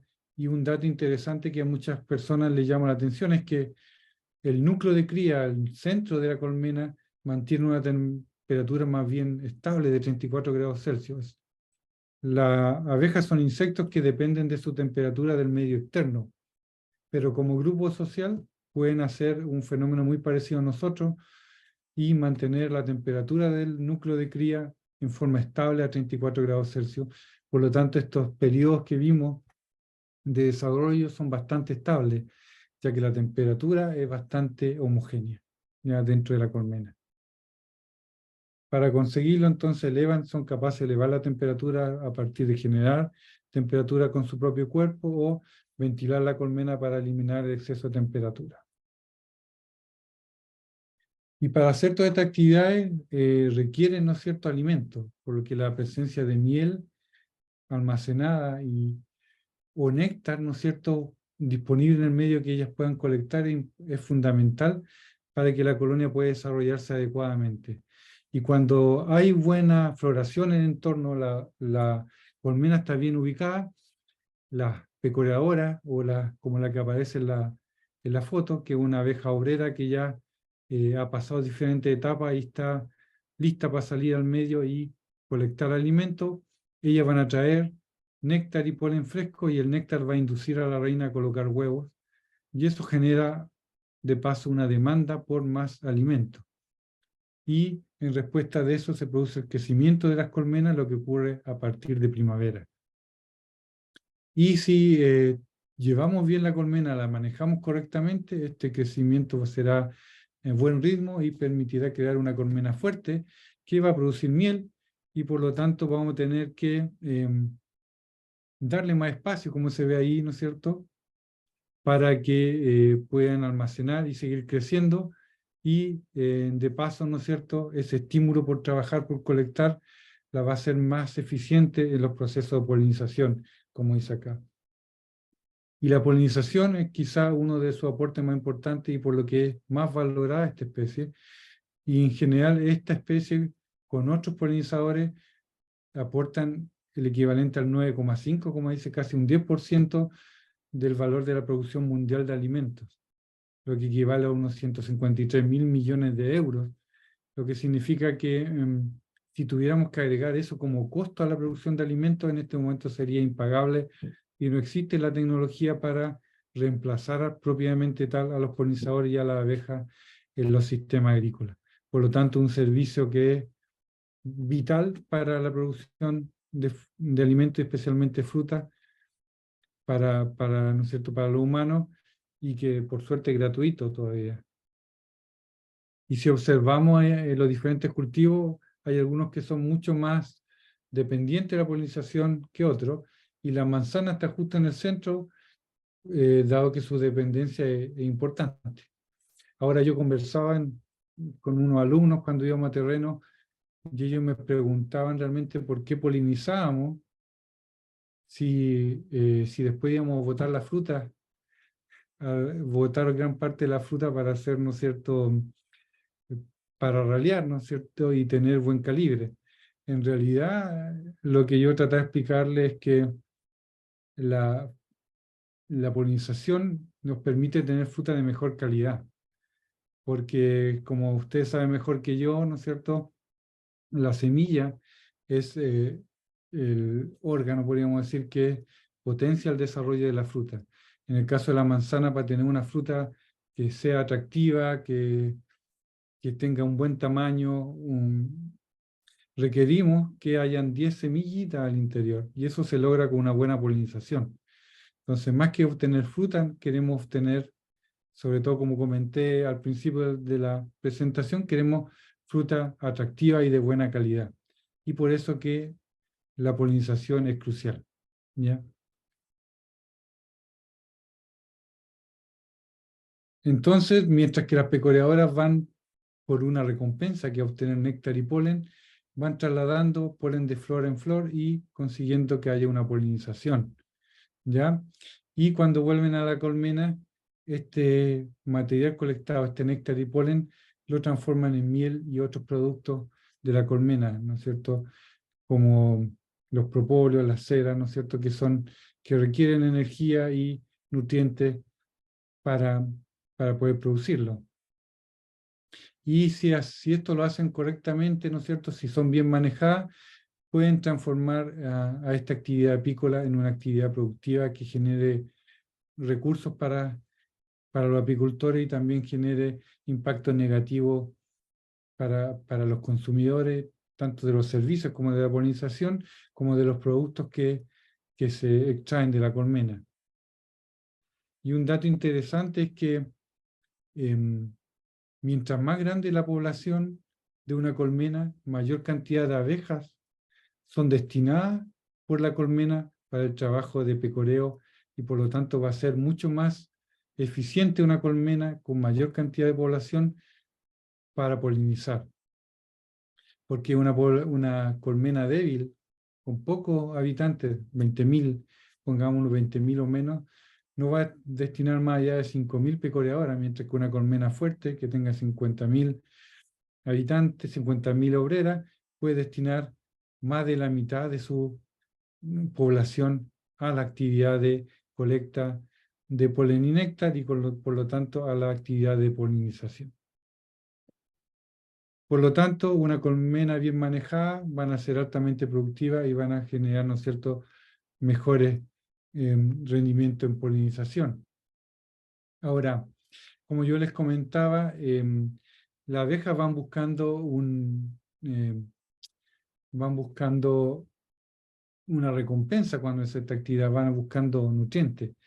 Y uno de los temas que le llamó la atención al profesor Yuri es que el polen que ellos colectan no es el que se utiliza para fecundar las flores, ¿no? Este polen que vemos en las patitas de estas abejas que van ingresando a la colmena no es utilizado para la polinización, sino solamente para la alimentación, especialmente de las crías. Y a partir de eso también se generan productos como la jalea real de los nutrientes que se extraen. También se transforma en un producto bien deseable para un apicultor, que utilizando un modelo distinto al que mostró José Antonio al principio, ¿no es cierto?, de esta jornada. Entonces aquí se puede colocar este tipo de elementos que lo que hacen es provocar que la abeja pierda, al ingresar a la colmena, esta bolita de polen y la podamos colectar. Esto se coloca por periodos breves porque necesitamos que la abeja y la colonia, para que sea, ¿no es cierto?, productiva y sea fuerte, se puede alimentar. Por lo tanto, se retiran la mayoría del tiempo, estas estructuras no están puestas y lo que va a pasar es que la abeja va a llevar el polen al interior y va a empezar a acumular en las celdas, en las mismas celdas que se usan en otros casos para la cría o para producir miel.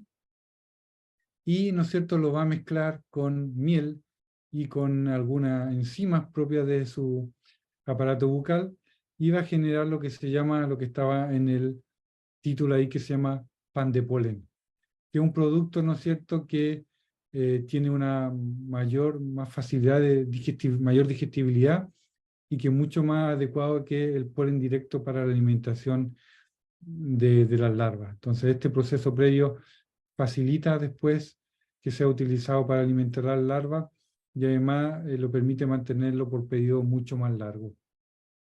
Pero el polen que no es destinado para la alimentación de la colmena y que es retirado con estos sistemas, también puede ser colectado y vendido. Y ustedes probablemente habrán visto en algunas tiendas, especialmente en tiendas naturistas, frasquitos con granitos de polen de distintos colores. Y cada granito en realidad es la sumatoria de muchos granitos de polen, generalmente de la misma especie o especie muy cercana, por eso que el color es bastante homogéneo. La abeja, ¿no es cierto?, tiene esa conducta de separar su forrajeo, concentrarse en especies específicas o bien cercanas durante el proceso, y eso genera esos granitos de polen bien homogéneos. Y como un dato, cada uno de estos pellets o granitos de polen puede tener más de 2 millones de partículas de polen floral. Y si quisiéramos, si ponemos una cucharada de eso, lo que tenemos es 2,5 billones de granos de polen floral en una cucharada de polen. Y es interesante como producto de colmena, como les señalaba, porque incluso para nosotros, esta mezcla de nutrientes que produce el polen es casi suficiente para cubrir todos los requerimientos alimenticios de los humanos, a pesar de que no está destinado a nosotros. Para la abeja nunca pensó ni alimentarnos a nosotros, pero cuando uno analiza los componentes tenemos mucha proteína, aminoácidos, vitaminas, incluyendo el complejo B de vitamina y el ácido fólico. En general, ¿no es cierto?, aportarían gran parte de los nutrientes que un humano necesita, y por eso que son tan nutritivos para los estados inmaduros de la abeja y les permiten crecer adecuadamente, ¿ya? Y el otro producto que es importante, que todos relacionamos con la abeja, es la miel. Y la miel no es igual entre todas las que podemos encontrar y entre todas las colmenas, porque tiene características que son propias del origen. y el origen es el de dónde fueron obtenía el insumo que es el néctar para su producción. Entonces el origen botánico de este néctar también permite a un productor generar, al guiar su abeja a distintas zonas geográficas donde hay predominancia de una u otra especie, poder generar mieles con distintas características. Y lo que ustedes ven en la foto, esos colores de miel, es porque el néctar que originó esa miel proviene de distintas especies vegetales, distintas especies con capacidad, ¿no es cierto?, para generar buen polen atractivo para las abejas. Y eso en Chile es bastante interesante como opción productiva para los apicultores porque permite generar mieles monoflorales o mieles mezclas, ¿no es cierto?, de alguna especie. Y quizá la más famosa es la miel de Ulmo. Aquí tengo un ejemplo de unos frascos de un productor que trabaja, con el que trabajaba en cuando, un muy buen productor apícola, que el señor Klassen, y que él tiene una miel de muy buena calidad.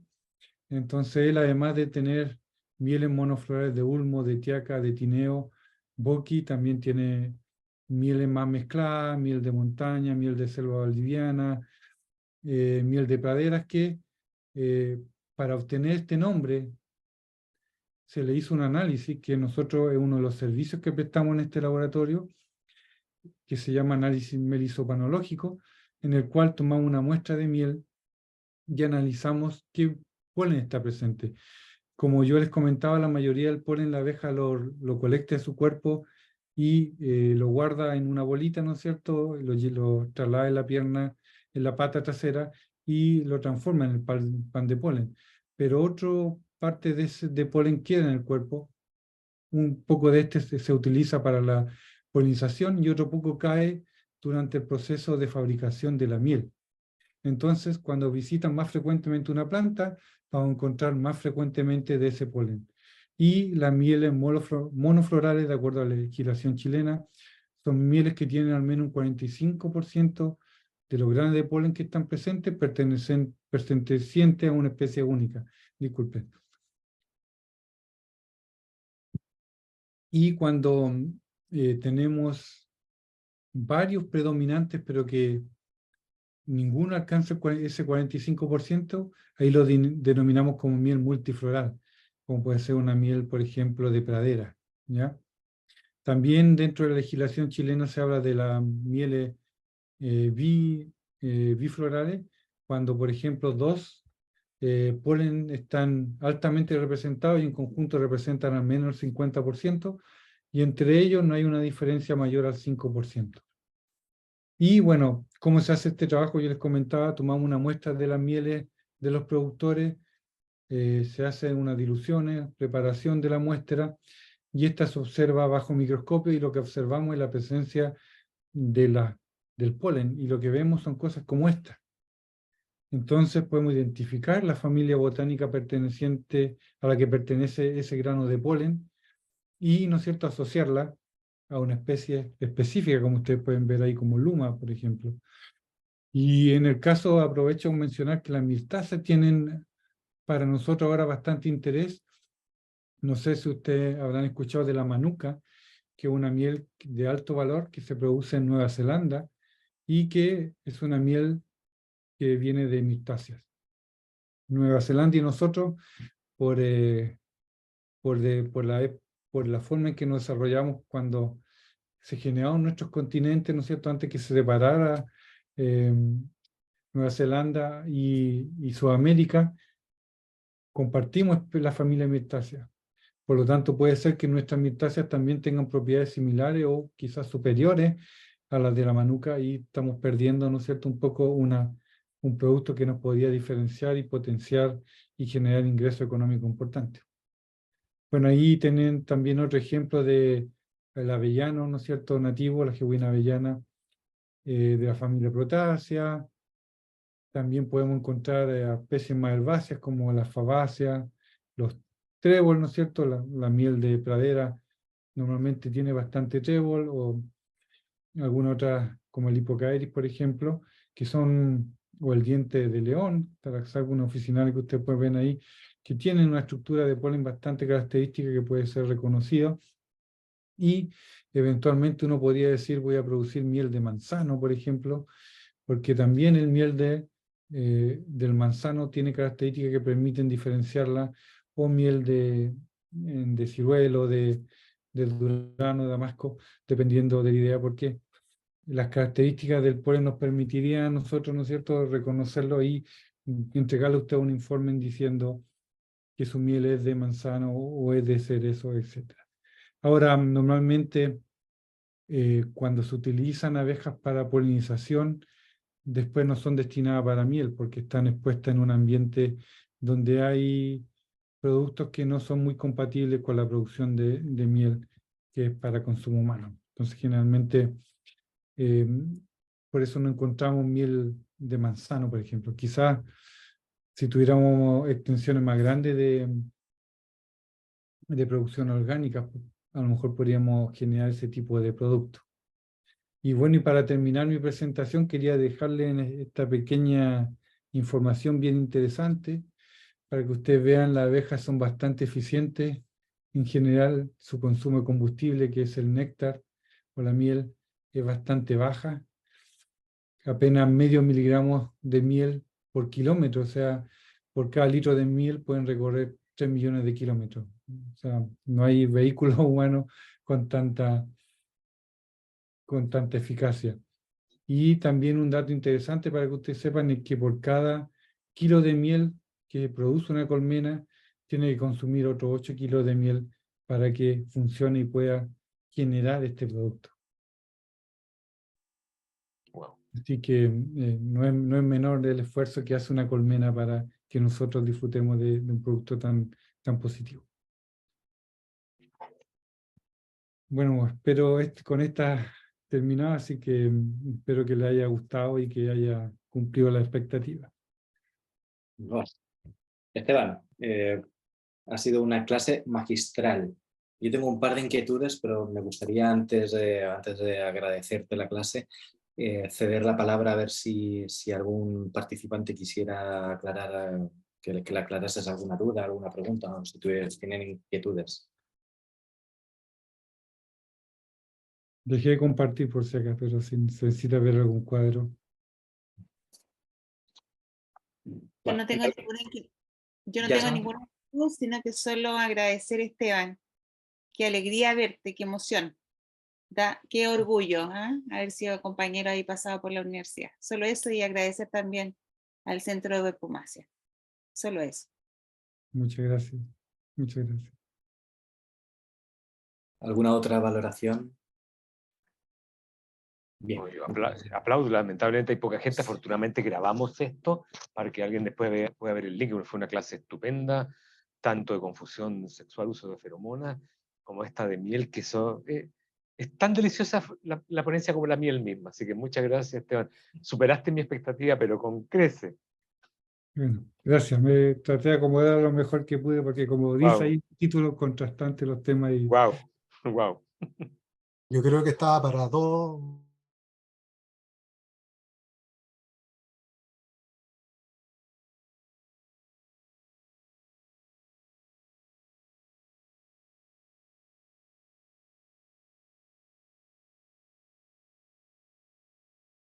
Ponencias han sido magistrales, como decía. Y yo, de hecho, yo ahora de camino a casa voy a ver si paro en algún lugar de estos donde venden miel, porque quiero una tostada con miel para merendar. Así que ya lo dejamos para un debate más personal. Así que creo que Álvaro, José Antonio, Esteban, ha sido una reunión técnica para ser la primera del año. Ha sido excepcional en los 3 ámbitos y bueno, yo creo que le cedo la palabra a José Antonio para que se despida de todos los participantes y de Álvaro y de Esteban. Bueno, chao entonces, pues. No, te debemos una, Esteban, así que cuenta con la mano de vuelta para esto, porque una mano lava la otra y realmente estamos súper contentos con lo que hiciste. Así que agradecemos a los asistentes, a Dani que nos hizo la grabación, la vamos a subir a nuestro sitio y con tu autorización, Esteban, la podemos mostrar, ¿no es cierto? sí, por supuesto. Perfecto. Muchísimas gracias entonces, que tengan una buena tarde o lo que resta de ella a todos. Ok, sería entonces. Chao a todos. Gracias. Gracias, que estén muy bien. Chao, chao. Adiós. Chao, Gracias.